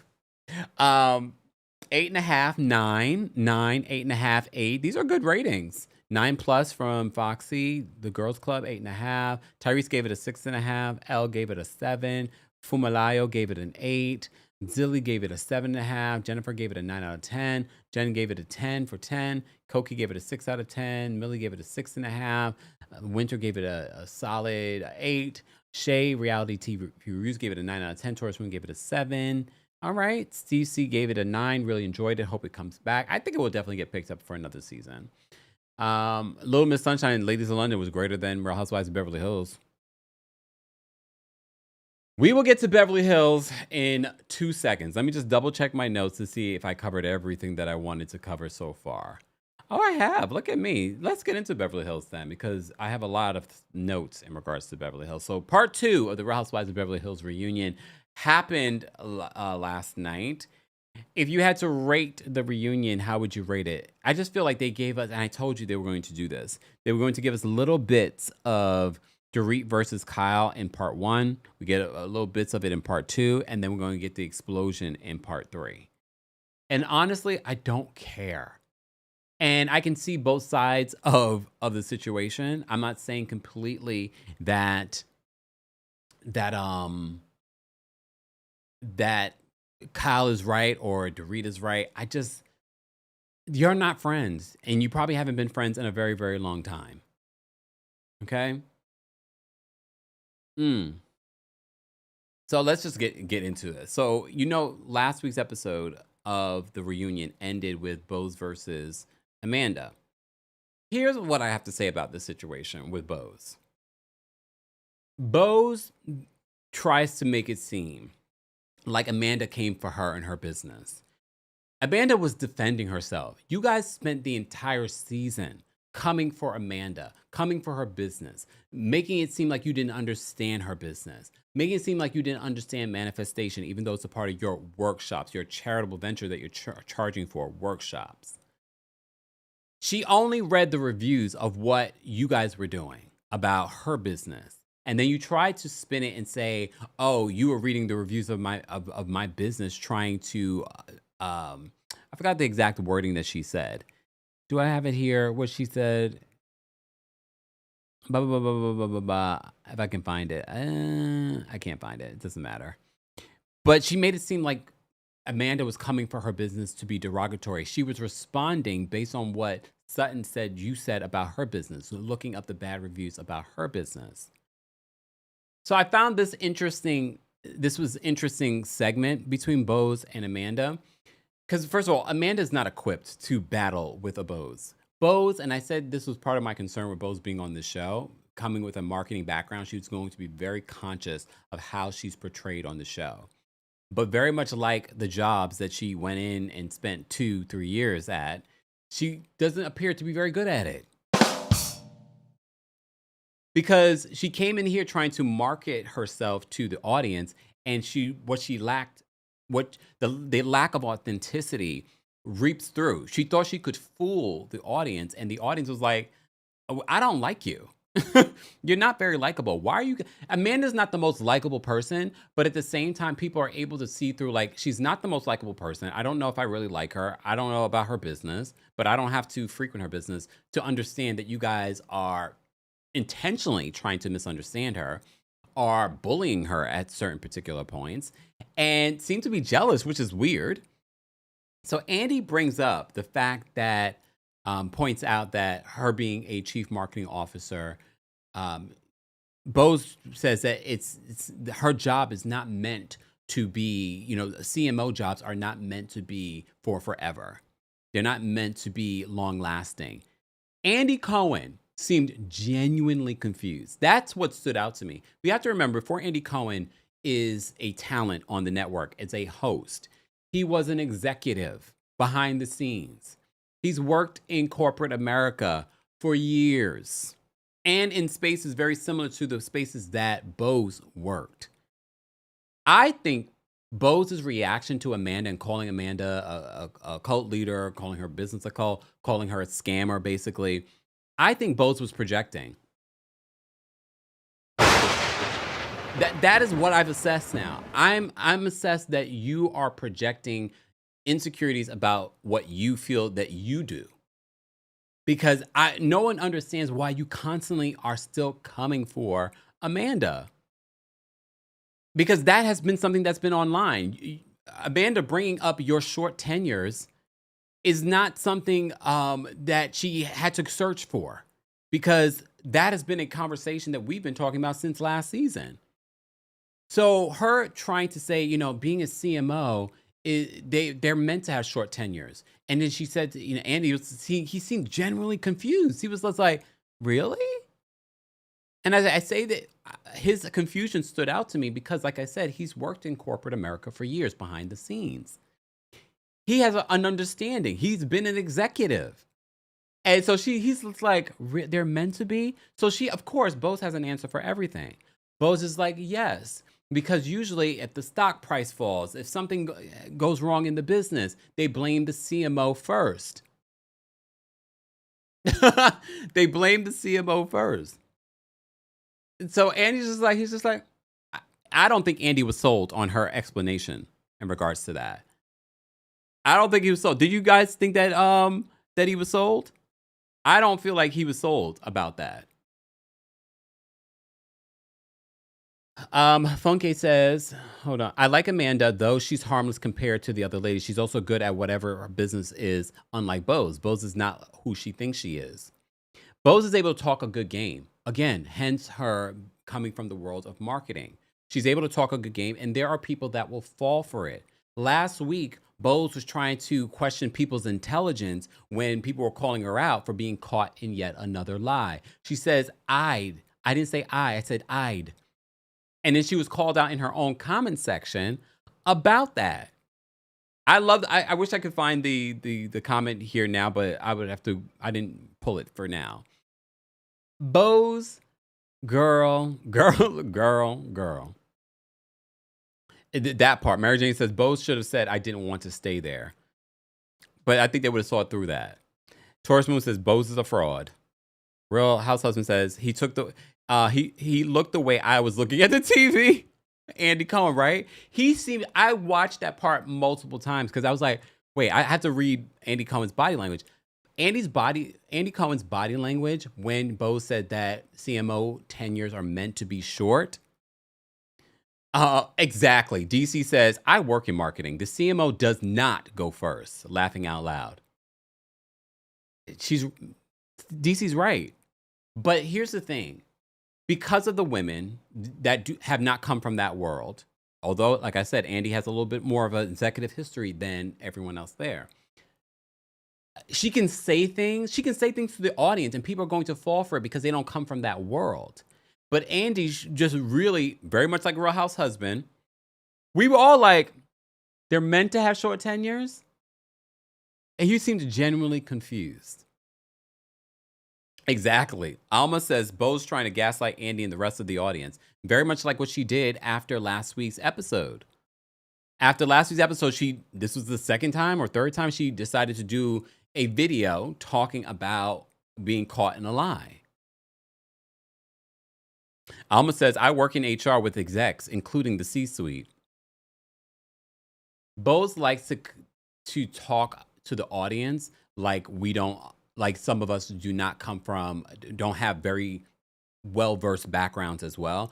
She likes to talk to the audience like we're less than smart. We're just reality TV folks. Like some of us haven't worked in corporate America for years. And here's the thing. I've worked in corporate America for 15 plus years. And I've seen a lot of people like Bozoma St. John, okay, that can talk a good game. And look, sometimes that's what works. She talked a good game. She was in a bunch of different executive positions from major companies to the point where she's able to talk that up. Now she's on a reality show with Amanda Francis. Just saying. So I've seen a lot of people in the corporate world that talk a good game, and I'm not saying this about Bose, because I didn't work with Bose, but some of y'all did, and y'all weighed in last season. But I've worked with people for years that were elevated to bigger and better positions not because they worked harder, not because they were smarter. A lot of times they didn't work at all. A lot of times you're like, how in the hell are you keeping a job? I had someone that was the head of my department. I was like, how are you keeping a job? You're never at work. To this day, I don't know how we kept a job. Just saying. And if y'all ever worked with me, y'all know who I'm talking about. Okay? But there were other people other than this particular person. But I saw the way this person spoke to other people. Very much, it's a black person too. It was the way that he spoke. He was very charismatic. I think that's how Bose elevated. But again, I never worked with Bose. But I'm telling you, in corporate America, I saw a lot of people move from position to position, elevate, not because they were smarter, not because they worked harder. It's because they were able to maneuver in a variety of different ways behind the scenes. But here we are. Here it is. Amanda addresses what Bose, the bad reviews. Here's the thing. Bose says that the intention to, she talks about the CMO stuff, and she says that, Amanda says that she was just reading what it says, and Bose says that Amanda was reading it to criticize her. My thing is here, Bose tries to call Amanda out reading the reviews to criticize her. So what were you doing? What were you doing? This was a culmination. This was a culmination of you guys coming for her business and questioning her business. And then in Italy, you guys are Googling her business reviews. Wasn't that your intention to criticize her? No, Bose is going to frame it as, no, we were comparing. Lies! The lies! Bose, you may be able to fool some of the people on the internet, the people, yes people in the comment section. Yes, Bose, black girl magic, smart, she's been here. People fall for that all the time. But I'm not falling for it. I'm not falling for it because I've seen it before. And Andy Cohen's body language in that moment really told me like he wasn't falling for it either. He just let it go. He just let it go. Exactly, which is only Bose can criticize people. Quad Mother said exactly what Bose and Erica did to Amanda. That's what you guys were doing. And that's why Sutton in the moment says she didn't like it in the car. And she was like, guys, let's not do that. And then they try to gang up on Sutton. Here's where Dorit loses me. Because somehow, because Kyle in the moment, she's like, guys, let's not talk about people's businesses. This is why we shouldn't talk about people's business. Dorit tries to bring it about her. She's like, you're talking about people's business. You're the one who did all of it. You're the one who kicked this off. No, she didn't. Look, don't get me defending Kyle. Kyle is not the one who kicked this off. They've been coming for Amanda's business the entire season. It wasn't Kyle that kicked this off. She blames the fact that Kyle did not come to her book cover release as kicking this off for talking about people's business, not supporting people's business. Even Andy was confused about that. She's like, what business did she not support? Oh, the book cover? That was at the end of the season. They were already coming for Amanda and her business and her manifesting all season. Dorit, shut up and mind your business. Dorit wanted to just bring it back to her. So then this leads to a back and forth between Kyle and Dorit. And Kyle's like, I always supported your business. And so Kyle starts going off all the different things that she supported over the years. And she's like, Kyle, how about we stay in the present? You have to go back 10 years to talk about all the things that you supported. And then she talked about Lucy Juicy, Apple Goosey. Remember she talked about that? And she was like, I supported you then. She supported you then and lost her friend of many years. And look, at the end of the day, that was Kyle's choice.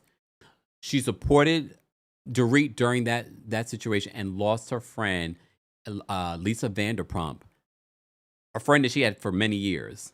And they haven't been friends since. She did support her though. And Kyle at one particular point read the text message that she sent to Dorit as to why she couldn't make it to the book launch party. Here's the thing. I said already before, again, not a huge fan of Kyle. However, Kyle really had a daughter getting married that week. She was plotting, planning. She was busy. If you ever thrown a wedding, if you ever had a kid having a wedding, you know what that's like. I understood why she's like, I can't come. We're not in the best place. I just can't. I'm tired. And she sent an actual really sweet text message. Dorit responded with a very sweet response. But in this reunion moment, She's now acting like I was being courteous. I was being cordial. No, that's how you felt at the moment, but you accusing other people, projecting, saying that people need stuff for a storyline, it feels like this is what you're doing during the reunion. You need to have this beef with Kyle. Because I do believe in that moment you were like, I understand. You might have been annoyed. You probably still wanted her to come, but that's not the energy I got from the text message response that you sent, Dorito. Okay? So, so they have their back and forth in regards to it, and Dorit is just upset. She was like, how about you stay in the present? You haven't supported me for the last couple of years. For those that may have missed it, PK sat down for an interview this week. He sat down for an interview. He talked a little bit about his divorce from Dorit. We talked about it on Tuesday Takeover. He does give his side. He doesn't like the fact that she's trying to paint him as a bad father during the season, especially because he wasn't the greatest father for his older kids, so he tries to be a better father with the younger kids. I already told you, based off how Dorit moves, I don't believe 100% of what Dorit says. Do I believe everything that PK says? No, because PK was trying to spin a narrative during this interview too. But I don't believe Dorit 100% because when Mauricio was like, I've seen the text messages, and he was calling her out, Dorit had no response. She wanted to write Mauricio off as like, oh, you're just defending your best friend. Okay? Exactly. Lakia says, exactly, Kempire, because you wasn't upset until Bose said, keep the storyline going. I thought what Bose said to her in that moment was ridiculous. Oh, come and say hello, spend 30 minutes. Yeah, you're filming. Kyle has been doing this longer than you, Bose. You are not going to come to a filmed event and spend 30 minutes and leave. It's going to get wrapped up. Someone can pull you into one thing. You got to get dressed up. You got to, put on hair, makeup, all this other stuff, and go film. So a half hour is now turned into 3, 4, 5 hours. Let's be real. But okay. Thank you guys so much for the super chats. OMG Steph says, Queens of Bravo posted Andy responding to a fan. He said that the CMOs he has met are long-term. Oh, thank you to OMG Steph. Also, there's an article they posted from Forbes. The CMO who took over for Bose is still there. I did see that. The CMO that took over for Bose is still there. I'm telling you, Andy did not fall for that because Andy has worked at that level before. So I'm glad that Andy said it. I'm surprised he said it because I was confused too. Thank you so much, OMG Steph, for getting that and for the super chat. Bose thinks she's smarter than all of us. Demi, thank you so much for the super chat and for being a member. Demi says, Bose isn't connecting with the audience and has only connected with Dorit. She doesn't need to return. Is that if that's her only friend? I mean, Bose is probably going to use the storyline of getting married because this is Bose. Bose is not going to get another job as a CMO at a major company like that. She's not. Especially after doing reality television, she's not going to get that level. So Bose is going into the next chapter. She wants to be on television, and I wouldn't be surprised if she wants to do more of these badass workshop things. Missy P, can you give me the clap back? Missy says Bose just clapped back online. What does she say? Look, can someone just get it to me? Because I can't. Can someone get the comment for me and copy paste it here, please? Thank you. Because I'm telling you, he didn't fall for it. We're not falling for it, Bose. We're not falling for it. Exactly. Miss Parker said, hey, Miss Parker says, doesn't Bose understand that the information she was given can be debunked? No, she thinks that she's the smartest person in the room, always. She really thinks that. Wave Keith, thank you so much for the super chat and for being a member. Wave Keith says, the Beverly Hills women don't know how to read, so their arguments only aggravate me because, and when you say read, you mean read. Read, so their arguments only aggravate me because of making me laugh. All they do is scream. This is why I love RHOP and RHOA. Both think she's the smartest in the room. You're right, Wave Keith. This is why the back and forth between Kyle and Dorit, I'm just like, I'm watching it like, oh my gosh, this is so draining. Because it's not funny, it's not sharp, it's not witty. You're right, that's exactly what it is. Okay, did we find it? Let me see. Brandy says, public corporations have shifted to shareholders activism, making changes to the C-suite levels to influence stock price. Stock price. CFOs have a more stable tenure, but not CMOs for a refreshed marketing strategy. Is that what she said? Or did you copy and paste what she said? Exactly. Carrie says, this is why I love this community, because we use critical thinking and see through it. And yet we're not team anyone. We're team us because we don't know these people. All right. Oh my goodness. B Cutie says, I like Bose and would like to see her return. Whatever she did in corporate world, she did well. I ain't mad at it. I don't think any of us are mad at it. I just wish she would be more genuine and more honest. If you missed it, guys, you can watch the uncensored extended version, which is like 47 minutes as opposed to 42-minute version that we watched last night. You can watch that on Peacock. They're not paying me, but at this particular point, they should. They should. Speaking of paying me, shout out to RHOBH for sponsoring today's Live Friday. I know you're probably tired of hearing people say, new year, new me. However, it can be a new year and a new you. Everyone is trying to get back into the gym. They're trying to do some weight loss things. You may have also heard of GLP-1s. Well, our friends over at RHOBH has gotten you covered with the new GLP-1 pill. The pill is a new, more convenient and approachable way to GLP-1s if you've been thinking about it. A self-administered shot can be a bit intimidating. But now there's a pill that delivers comparable results. If you've been thinking about getting on a GLP-1, RHOBH might be the way to do it. They have 100% online care, access to clinically proven, FDA-approved medications, free insurance checks, side effect management, dosing support, and more. RHOBH offers the first FDA-approved GLP-1 pill for weight loss at the lowest cost around. The new GLP-1 pill has the same weight loss ingredient as the shot and packs comparable results to the shot. It can help patients lose 14% of their body weight in a year on average. This is based on a study in non-diabetics with obesity or overweight plus a weight-related condition with diet and exercise. You may have also seen Serena Williams talk about collaborating and endorsing RHOBH as well. As a world-class athlete, she also wanted to drop pounds after having children. If I had needed this particular option, this is what I would use. A pill versus a shot, why not? Go to ro.co/Kempire to see if you're eligible for the new GLP-1 pill on RHOBH. That's ro.co/Kempire to get started on RHOBH. Go to ro.co/safety for box warning and full safety information about GLP-1 medication. More details on your discount and more will be available in the description. Okay, so back to our Real Housewives of Beverly Hills recap. Guys, I'll be adding the timestamps after. More information on all of our sponsors will be available in the description. So you guys should let me know that it's a video that Bose did clapping back to Andy Cohen. So I'm going to play the audio of the video for you guys under fair use, and then we will react. Keep liking the video if you haven't already. Thank you so much already for 500 likes. We appreciate the support. Let's play this. Here's the thing. I know when Bose is bothered when she is posting a video response. Let me post it. Let me play this for you guys. Hold on. Hold on, y'all. Hold on. Let me just turn this up. Andy Cohen, come here. I'm calling you to the front of the class, okay? Did you really make this face? When we were at the Real Housewives... His face during the question about her tenures, and she was like, CMO tenures are supposed to be short. He went, because everyone is confused by that. Beverly Hills reunion, and we're talking about this. CMO job is a short tenure job. It is? Yeah.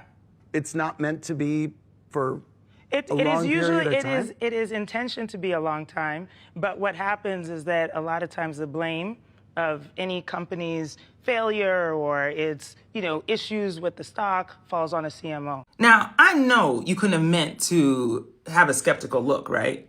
Because there have been plenty of white papers and think pieces that have been written about the tenure of the CMO and the high pressure job that it is. So she shows one of them. Why is the CMO tenure still the shortest in the C-suite, and what can be done about it? She highlights Forbes magazine, CMM role became impossible. What's replacing it? So even though you decided to double down with this, Andy Cohen responds to someone, why is Andy so confused by Bose's statement regarding the tenure of a CMO? Andy responds, says, because every CMO I've worked with was more than a long-term thing. But what the hell do I know? That's what Andy said in the comment section. I'll show it to you. Please hold. Hold on. This is we're citing our sources. Hold on, let me show it to you.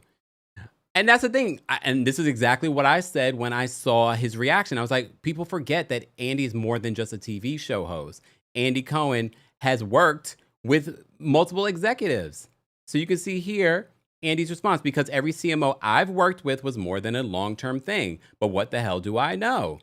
And y'all know I don't give Andy Cohen much credit at all. We call him out when necessary. But I was just like, well, no, I got to give him credit because I know his history of working at that level for many, many years, behind, not just at Bravo. So she continues. I'm going to believe that you were simply unaware. But now you're aware. Okay, now everyone, while I have your attention, I don't want us to be distracted by this debate about whether or not I can keep a job, okay? But by the way, do you really think that billion-dollar businesses would keep hiring a CMO who has a failing track record? No. Okay? And do you think I'd be placed in not one, but 2 Hall of Fames if I didn't do anything? No. Okay? So it's not an accident or by happenstance, all right? And let me just say Let me also add this part. As I've said to you guys before, as someone that's worked in corporate America for 15 plus years, I'm always shocked. Like that person I mentioned to you that elevated multiple times, and I kept on like, this person doesn't work. They end up moving to other places and getting the same types of jobs. So I've seen it happen. I've seen it happen, Bose. I know you probably see these videos and you're probably like, what do you know? What do you know? I know a thing or two because I had a life, many layers of a life before coming here, working for myself. I've seen people that do not deserve the elevation. I'm not saying that she didn't because I didn't work with her. I'm just talking about what I've seen in corporate America. And if you've worked in corporate America or currently work in corporate America, please weigh in. I've seen people elevate, leave one company, did a terrible job at that company, and go off and get another job at another big, major billion-dollar company. So it's not impossible. Just saying. part out loud, which I didn't say at reunion. Of the approximately 329 to 346 Fortune 500 companies who have a senior marketing leader in the C-suite, only 1% of those CMO roles are currently held by a Black woman. 1%. That means if we take the high number, let's say 346 CMO roles, that means 3 or 4 of those roles are filled by someone who looks like me. And oh, by the way, I know them personally. That's how small the circle is. So I hope that everyone who was skeptical is now aware of the disparity, the challenge, and the incredible amount of fortitude it takes to achieve, all right? And even though I chose to retire from corporate life, I want everyone to be aware that more than 300,000 Black women have been forced out of the workforce, not of their own volition. It is outpacing all other factions of the population. Even though Black women continue to outpace all other factions in education. Do you really think that this sounds fair? How can it be? So if you really want to debate who can and cannot keep a job, let's actually talk about that. And let's find a solution. So in closing, I quote from the great American poet, Lil Wayne. Let me turn it off because you ain't about to get me demonetized. So that is, look, we're fair. We're playing everyone's side. We're sharing our side. We're sharing Andy's side. We're sharing Bose's side. So that is her explanation as to the CMO role. And there we have it. And look, I agree with her. We know how this, it was just reposted on social media about how when it comes to content creators and how Black content creators are not paid the same as white content creators and what they're offered. A lawyer came out and spoke about that. We get the disparity. One of the biggest criticisms, and I always remind you guys this, of Bose in corporate America, because allegedly, some of you called in and shared your own experiences. Allegedly, you want to be the only one. So if there could have been more coming up behind you, You weren't the one to be the advocate for it. Allegedly. Allegedly. That's what the streets were saying. So your behavior on the show, wanting to be the only one, people are like, well, it's just mimicking her history in corporate America. Allegedly. Mm-hmm. Okay. Anyway. So Amara says, not quoting a man that can't read. Damn. Well, Jen says she's only kinfolk when it benefits her. We literally had, what was it? We had Tish call in multiple sources and stories about her tenure, her tenure over the years in corporate America, and her coming in with the whole perspective of diversity, but it was doing something completely different and uplifting people that did not look like us in those spaces. And then we had randomly, I forgot who it was, they called in and was just like, they didn't see our recaps of Beverly Hills last season. And he was like, oh, I need to share my thoughts on Bose because I had an experience with Bose too. But here's the thing too, because I know there would be the one or twos of you that feel like because I'm a black person, I shouldn't be calling out Bose. No, I'm going to call out Bose when Bose is wrong, when I'm suspicious of Bose and how she's moving on this show. I'm going to call it out. I would do it for any other person, so why would I not do it here? But as a black person, I wanted Bose to succeed on this show until I started hearing, oh, she doesn't want anyone else, though, that looks like her to succeed. Oh. But all right. Gus says, Brandy in the background looks gorgeous, sidebar. Thank you. I was supposed to put the other books that I have over here. Raquel says, I'm tired of Bose. The fact that Bose has done multiple videos after some of these episodes already tells me, I already kind of know how she moves. She's feeling insecure.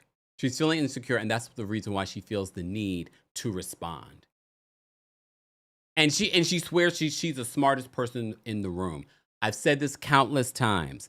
I've seen people like her in corporate America, and I've seen them elevate and go to other companies when they probably should have never gotten another job anywhere else. I'm not saying that's her because I never worked with her. I'm talking about other people I have worked with that would get elevated, and you're like, how in the hell is this person getting elevated? And then when they finally get to the point where they can't get elevated anymore because someone else has called their card, and they're like, you're not getting elevated. We're actually letting you go. They end up, because of the titles and because communication isn't there, and they'll, in HR, Pageant Mommy weigh in, they're only verifying your employment. They're not saying to your future employer, she was terrible. Maybe off the record, but on the record, based on HR policy, they're verifying dates of employment, your positions, and that's it.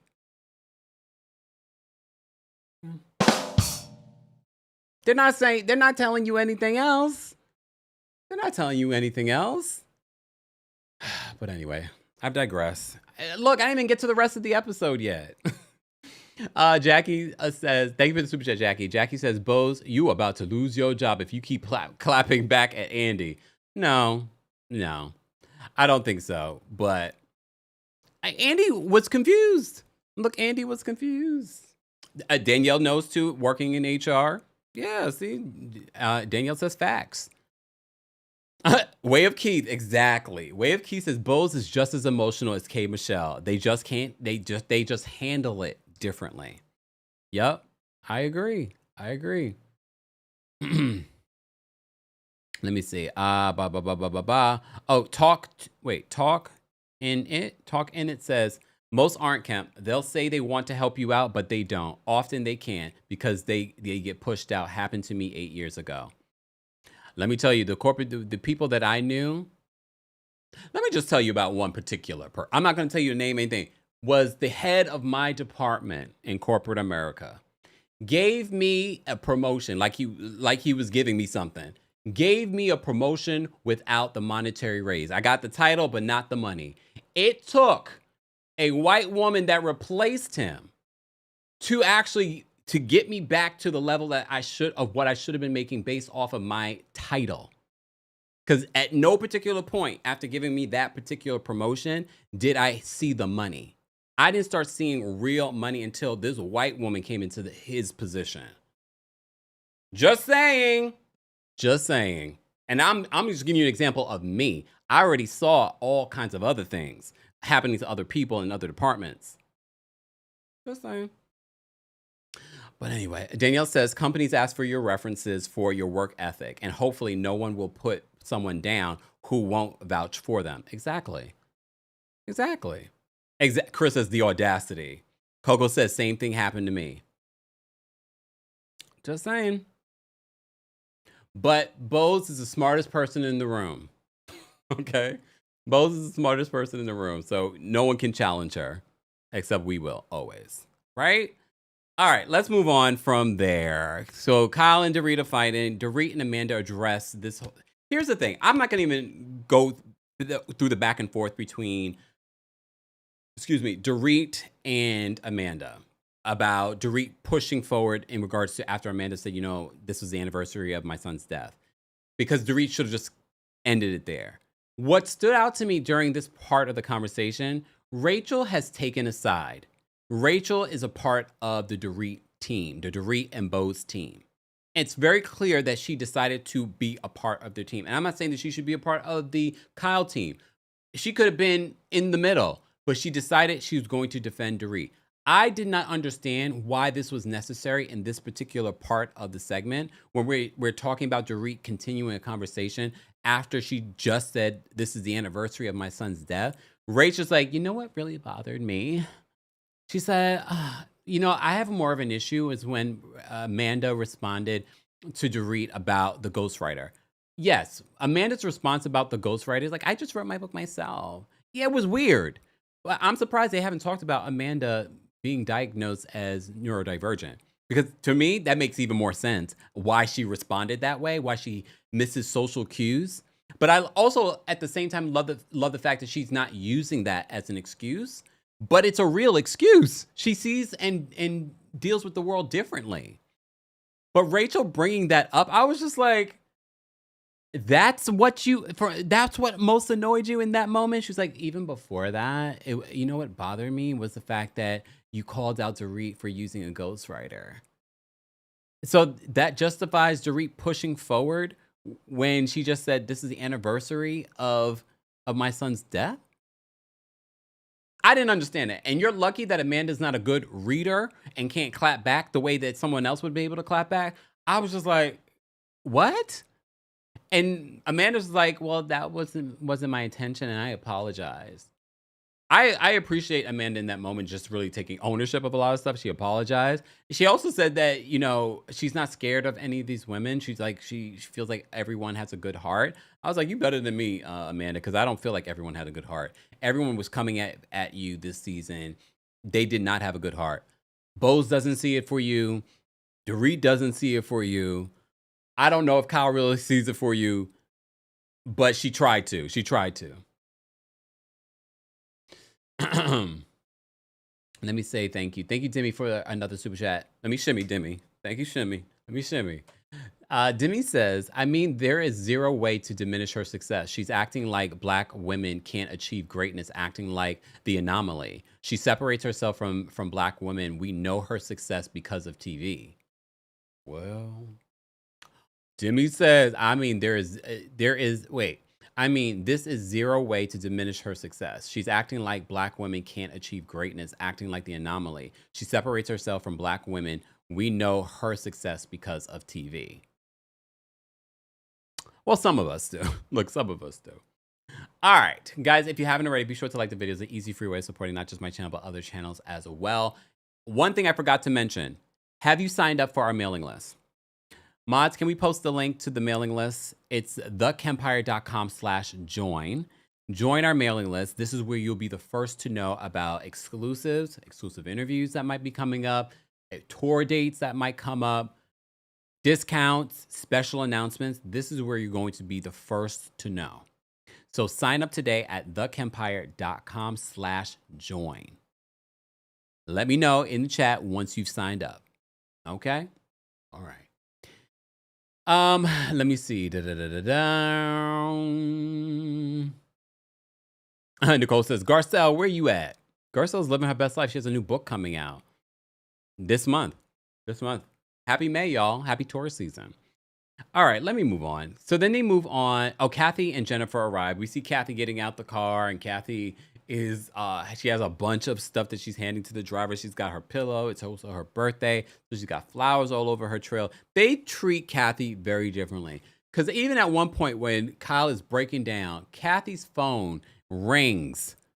And she actually answers the call, but no one says anything. If it was Dorit, if it was someone else, you know Andy would have lost it. But it's Kathy Hilton, so no one says anything. Alma, thank you so much for gifting a membership. Gus, you got the membership. I love that. Thank you for being a member. If you didn't get gifted a membership, head on over to teamkempire.com/join. All right. Quad Mother says, I really hope Amanda comes back just to get under Bose's skin. I think she'll come back. I think she had a decent season. You know what I mean?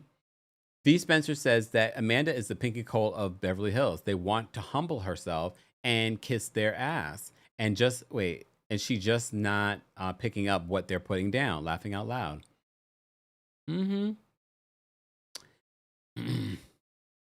Jennifer says, Kemp, when you get your daytime talk show, will you still have your live shows with us? Look, sure. No, I probably won't do live shows like this. It will probably be more so like informal, sort of like after show lives. So it's not formulated where I have to produce the show. Because you know a daytime talk show is 5 days a week, right? So, you trying to kill me? All right. Let's move on from there. So Kathy and Jennifer arrive. I thought it was funny when Jennifer went to Kathy's trailer and she said, you're not going to wear any jewelry? And she's like, Jennifer's like, you think this is what I'm wearing to the reunion? Because she was in like only her hair was done. Kathy is funny. All right. So then we have Kyle's package. And I will say this. Thank you so much, Taurus World says, Kemp, I signed up for the mailing list. All right. Here's the thing. I felt for Kyle during this because I had to put myself in the place of like, look, she was married to Mauricio for a very long time. They had, how many daughters together, raised children together. So I did feel for her. And I felt like during this segment, we got a better understanding as to what happened between them. So she gets emotional and says that Mauricio's disconnect during that house tour of their old home. She says that Andy points out Mauricio's disconnect, and he asks, whether or not his emotional disconnect was maybe one of the reasons that they separated. And she confirms, like, yeah, that was part of the disconnect. She also talks about being uncomfortable watching Mauricio be like a single guy in Colorado. Rachel's whispering over there, like, oh yeah, he's living a very different life. He's living a very different life. So Kyle reveals that she got some DMs and text messages about the RHOP ladies. This is the uncensored version. You probably didn't see this in the Bravo version. She did get some text messages in from the RHOP ladies because you remember Mauricio was on that season, last season, and about them flirting with Mauricio, and they were apologizing, saying they would never do that. Blah blah blah blah blah blah blah blah. Okay. Here's the thing: when Kyle talks about being uncomfortable with Mauricio, flirting and doing all these things, how do you think he felt when you did that music video with Morgan, who has a new podcast now? You're welcome, Morgan. How do you think he felt about that? How do you feel? How do you think he felt? Because before we were seeing him around town with women and stuff like that, we were seeing you around town with Morgan, which we found out, and I'm going to keep saying her name because y'all refuse to say her name on the show. We would see you around town hiding in corners at her concerts and things like that, and pretending like you guys were just friends. How are we supposed to feel about that? How did Mauricio feel about that?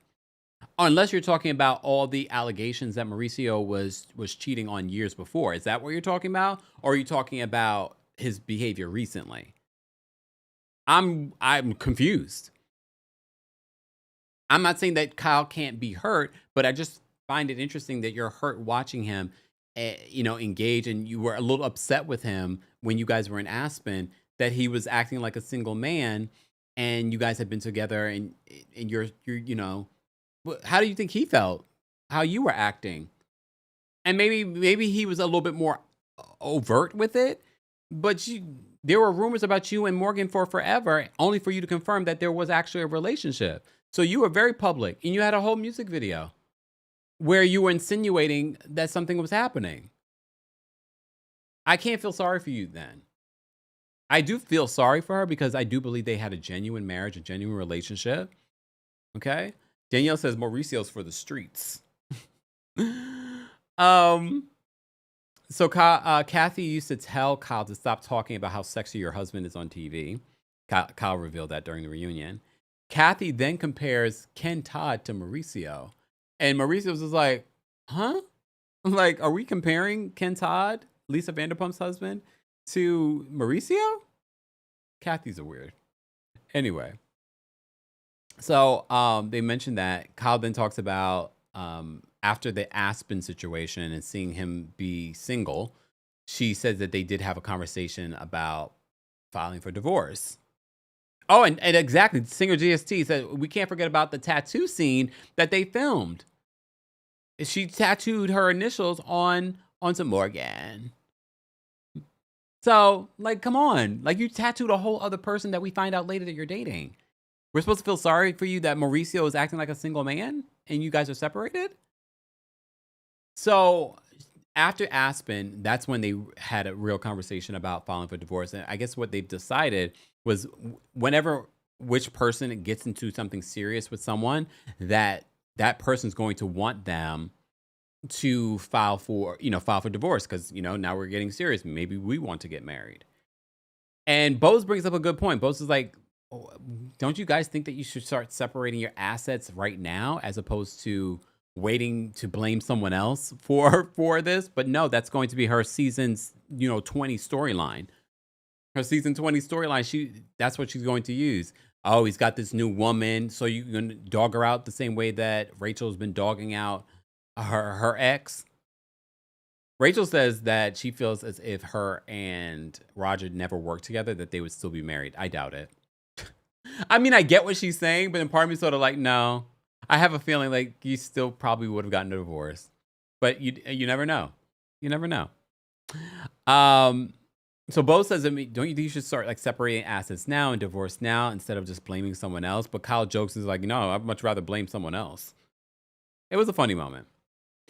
Kyle says that she isn't waiting for Mauricio because Dorit asked her, are you waiting for Mauricio? She's like, she's not.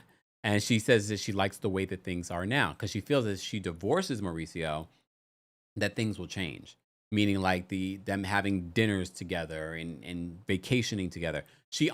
For me, this felt like a genuine moment with Kyle. And I was like, you know what? That does make sense why they might not file for divorce.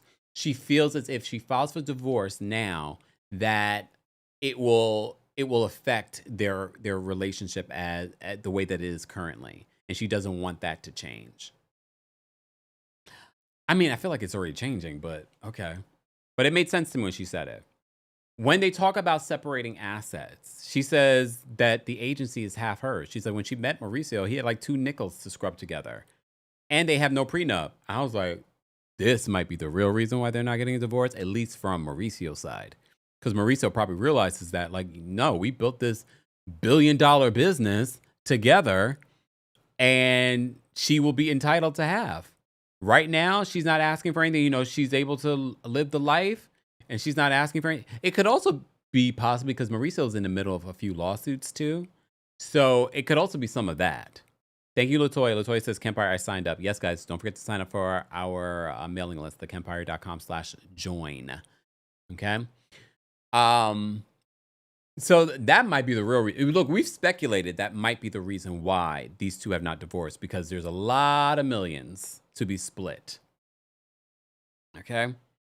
So then it leads to a conversation about Sutton. Sutton doesn't get any child support anymore, but the $300,000 a month that she was getting was just her alimony. She says that child support is not taxable, but the alimony is. So, but isn't the $300,000 after taxes? I can't remember. I feel like she said it was after taxes. So, and we have to remember too, speaking of Mauricio and Kyle's divorce, California is a 50-50 state. So she's like, half is mine. Exactly. Millie says it's assets and debts. So it wouldn't surprise me that some of the money over there might be part of the reason why they haven't divorced. The money might be a little funny. Not funny, but just a little bit. Like the debts part of it. So Sutton still getting her alimony, though. I wonder how long Sutton will get her alimony. But Sutton made well in her divorce, too. Because she got half of his assets, too. She did very well for herself. And now Rachel's like, you know, she wants to date the man. But the man's already dating someone else. All right. Speaking of Sutton, let me see. Oh, Bose, during the extended version, talks about, you know, because part of the reason why Kyle feels like if they had not stayed in LA and they moved to Vail and they lived a simpler life and they did not put their relationship on reality television, she believes that her and Mauricio would still be married. I don't know if that's true either. Maybe.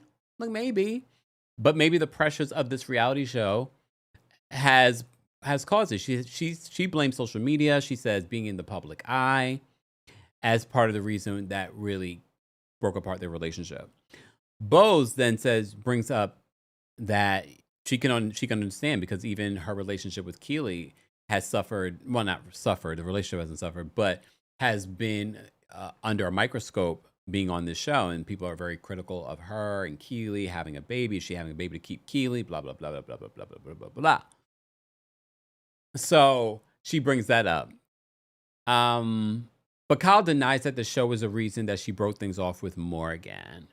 And Dorit, in response to how she's protected Kyle, Andy wants to know, was this one of the rumors about her and Morgan? But they refuse to say Morgan's name, but I'm going to say Morgan's name. Dorit says that she protected Kyle by not mentioning her relationship with Morgan. All right. The final package was Sutton's package. And I'm surprised Sutton even had a package because it really was about Sutton Strack versus Sutton Brown. All right. Sutton doesn't want to say that she had a drinking problem, but she did stop drinking for 3 months. Now she has like wine with dinner. But okay. Sutton tries to explain what happened with Avi. She says that Avi was a termination of employment and they both signed things where they really couldn't talk about each other, which I can see that. She says she also gave him a severance pay as well. Here's the thing, Rachel, you're becoming more and more unlikable to me. Even though you never really were likable, for people that knew Rachel from before. Rachel decides to chime in when it comes to Garcelle and Sutton's relationship. And Avi being invited to to Garcelle's red carpet for her, I think it was her Lifetime movie. So she invited Avi. Jennifer Tilly in that moment is like, well, Sutton. She's like, well, no, Avi and Garcelle were friends. That Sutton said that. Avi and Garcelle were friends. So she invited him. You know who Garcelle invited? She also invited, remember that producer that blasted Bravo and now has like his own OF and stuff like that? Remember he did like a whole thing. And he sat down with Bethany too, talking about Bravo and the things that happen and how production is mistreated, blah, blah, blah. And he talked about Garcelle and talked about how, you know, Garcelle's such a great woman, blah, blah, blah. We used to love working with Garcelle. She invited him too to the premiere. So I don't think it was a big thing. I know a lot of people want to think that this was her clap back at Sutton, but no, Sutton says no, they were friends. Jennifer says, I think it was quite intentional for Garcelle to invite Avi to her premiere. Girl, if you don't know anything, just like, this is not even your fight to have. Mind your business. I thought it was like, why are you chiming in? Like, you don't know their relationship. You weren't even here last season. Mind your business. Exactly. Quad says Zoe should not speak on things that she wasn't around for. So you don't know Avi and Garcelle's relationship. You don't even know Sutton and Garcelle's relationship.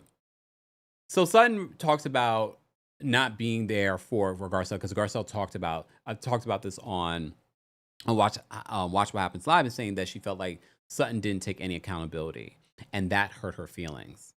Sutton still doesn't get it. Sutton says that it was a real relationship. Jennifer Tilly says, no, it really was a real relationship. Okay.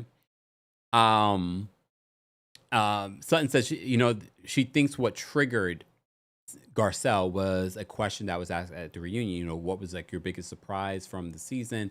And she mentioned Erica. And Andy's just like, well, I feel like the reason why she might have felt away was because she had just said that Garcelle wasn't interesting. So you're talking about like your biggest surprise this season was Erica.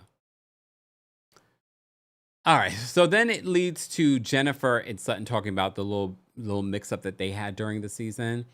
Jennifer, I don't know what Sutton has on you. I don't know why. I don't know what it is. I don't feel like you need to over apologize the way that you were over apologizing. Yes, Sutton has been there for you. Fine. But I don't feel like there was anything that you said that was wrong. But maybe that's how you have to be a friends with Sutton. You have to walk on eggshells. But fine. But she apologized to Sutton and she says, Sutton's been there for me. She's a great friend, blah, blah, blah. Dorit and Sutton then discuss the things that have been going on with them. And here's the thing. I don't think that Dorit's a good friend, but I also feel like the issues between Sutton and Dorit, at least this season, Sutton let the mouse go. Because she said that she was joking. And I know some people are like, well, I don't think she was joking. Even if she was, it wasn't that deep. I do think that Sutton is grasping at straws here. But Kathy asked Dorit if she even cared whether or not Sutton came to her book launch party. Because you had a ton of friends there. And Andy then uses the analogy because Sutton says, well, yeah, you've come to my things, but then you talk trash about it later. So Andy makes an analogy. It was like, well, if she came to your book launch party and she talked trash about it. And then she was just like, yeah, I would hate that. And then she tries to come for Andy's analogy. And she's like, it's not a very good one. I could tell that Andy doesn't like Dorit. But there could be a variety of reasons. Clearly, people will say that Andy has his favorites and Kyle's one of his favorites. Could be. But I also see that Dorit's not respectful of anyone's time, including Andy's. She's been late for reunions multiple times, not this reunion. She doesn't seem like she has a lot of friends, period. And I don't believe that the friendship between Dorit and Bose. I don't. Okay, so Dorit says that Sutton says that Dorit came for the fashion show and trashed it. Andy makes that analogy. Dorit says that it wasn't a very good analogy. And I'm like, it actually was. He was like, I actually think it was. Not me defending Andy during this recap. It was a good analogy. It was a perfect analogy. But maybe she doesn't know what an analogy means. But all right. Dorit says it hurt her because then it leads into a conversation about her and Erica. Dorit says it hurt that Erica went over to Sutton. And here's the thing. This is where I'm like twerking on the fence when it comes to Dorit and her beefs with Sutton because I think Sutton was wrong. I also think that Erica was wrong because you intentionally did not send a text after Rachel and you discussed it. You discussed it and you said that you would send a text. And you intentionally got dressed and went to go film with Sutton and you intentionally did not send a text message. And I think that was wrong. I do think that was wrong. But Erica says that she was hurt that Dorit said that Erica was only coming for her to save her job. And look, some of us speculated that. And I said the only way that she was going to save her job is aligning herself with Kyle, who has really the only job security on this show, when she probably shouldn't. But Erica didn't like the fact that Dorit would say that to her. This is how the reunion ends, with their back and forth. Dorit says she doesn't know what she needs to apologize for. And Andy gets frustrated with Dorit because she's just like, well, she's saying that she's hurt that you said that she did this in order to keep her job. Little Miss Sunshine says, Kempire defending Andy is new. No, I've had my moments where I've defended Andy. But that's why I say when you are team no one, there are moments where you'll defend people. Like this week I'm defending Portia. I know. This week I'm defending Portia. Who would have thunk it? Look, who would have thunk it? Right? Too Foxy says a petty cancer versus another petty cancer. Jen Jen says that's why Erica has never really come for Kyle. I can see that.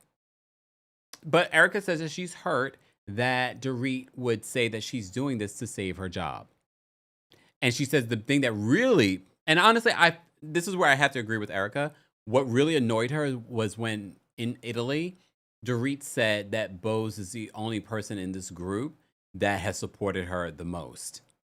And then she went off the list of the things that she supported Dorit in. And I was like, well, and you saw it when Kyle and Dorit were going back and forth. Kyle was listing off all the things that she's done for Dorit. I don't know if Dorit can do the same for Kyle or Erica. I don't think, although there are moments where I think Dorit is correct in what she's saying against Kyle and Erica and Sutton. I do feel like there's a bit of a gang up.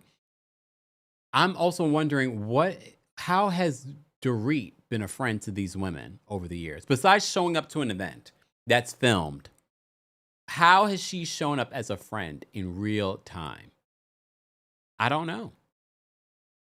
Little Miss Sunshine and Portia still won't unblock. Wow, the read.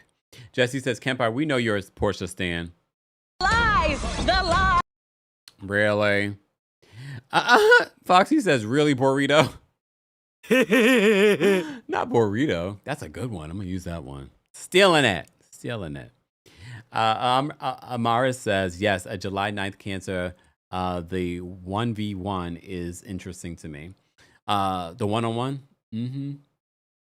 Exactly. Chris says 50 Cent type of petty. You know I'm a Cancer rising, so the petty is in me. All right, y'all. Noda Queen, thank you so much for the super chat. Let me shimmy for the $20. Thank you. And thank you for being a member. Noda Queen says, this live came at the perfect time as I needed something to listen to while I sew. Hope you're enjoying the Gemini preset. I know you lying. Noda Queen, not the pre-Gemini season, Kim. I'm blocking you for that one, but thank you for the super chat. She said the pre-Gemini season. It is Taurus season. Kendra, thank you so much for the super chat. Let me shimmy. And thank you for being a member. Kendra says, Kemp, I went and had dinner and you are still live. Whew, dedication, sir. Early B-Day wishes to you. Mine is Sunday. Make sure grab a snack later. Kendra, happy early birthday. Thank you so much for this. Yeah, and my voice is tired, y'all. Keep liking the video. I am officially done. But I appreciate you all being here for our recaps. We talked about Ladies of London. We talked about Summer House. We talked about Real Housewives of Beverly Hills Part 2 reunion. We talked about a bunch of stories, pop culture stories as well. We also had a bunch of sponsors, so thank you to our sponsors as well. Dootsy says, we do see your Cancer rising, Kempire. All right. Replay crew. I will be adding the timestamps later. But shout out to those of you that add the timestamps for people that don't have the patience for me, which is fine. But very much like other people, you can listen while you're sewing or doing an activity, cleaning your house, something. All right? All right. Thank you to our King's Guards. Thank you to our channel members. Thank you to everyone that sent in super chats, Venmos, Cash Apps, things like that. We see that after the live. Thank you to those of you that have been requesting me on Cameo. I got a couple of cameos that I need to do. Maybe you have a birthday coming up. Maybe you just need advice. Maybe you just need a shout out, something. Or you just want to see my face. Okay? Book me on Cameo. Cameo information will be available in the description. All right, shout out to all my Tauruses in the building. Exactly, where's the hot ginger lemon tea? Ain't nobody here to help me with that, but I'll go do that myself. But I'm gonna go rest my voice. I will add the timestamps later, okay? We're gonna have to get a timestamps person in the building because I can't keep up, especially on a Friday. Like I wanna go enjoy my Friday and I have to do something else. All right, don't forget guys, you can listen to the podcast version of this live, an edited down version of this live on the podcast. Subscribe today. And speaking of subscribing, join our mailing list. This is where I'll be dropping tea first. So, and announcements first, interviews first. The Kempire's Inner Circle will be the first to know. Head on over to thekempire.com/join. You have to go directly to that link to find the page. All right. Oh, exactly. Amara says, we let Kempire be. He was raised by 2 water signs. Well, 2 Scorpios. to be specific. Arby says, live again tonight? Excuse you? Why would I be live again tonight? To talk about what? To talk about what? Exactly, Nicole. Say her name. Morgan. Morgan, who's got a new podcast out.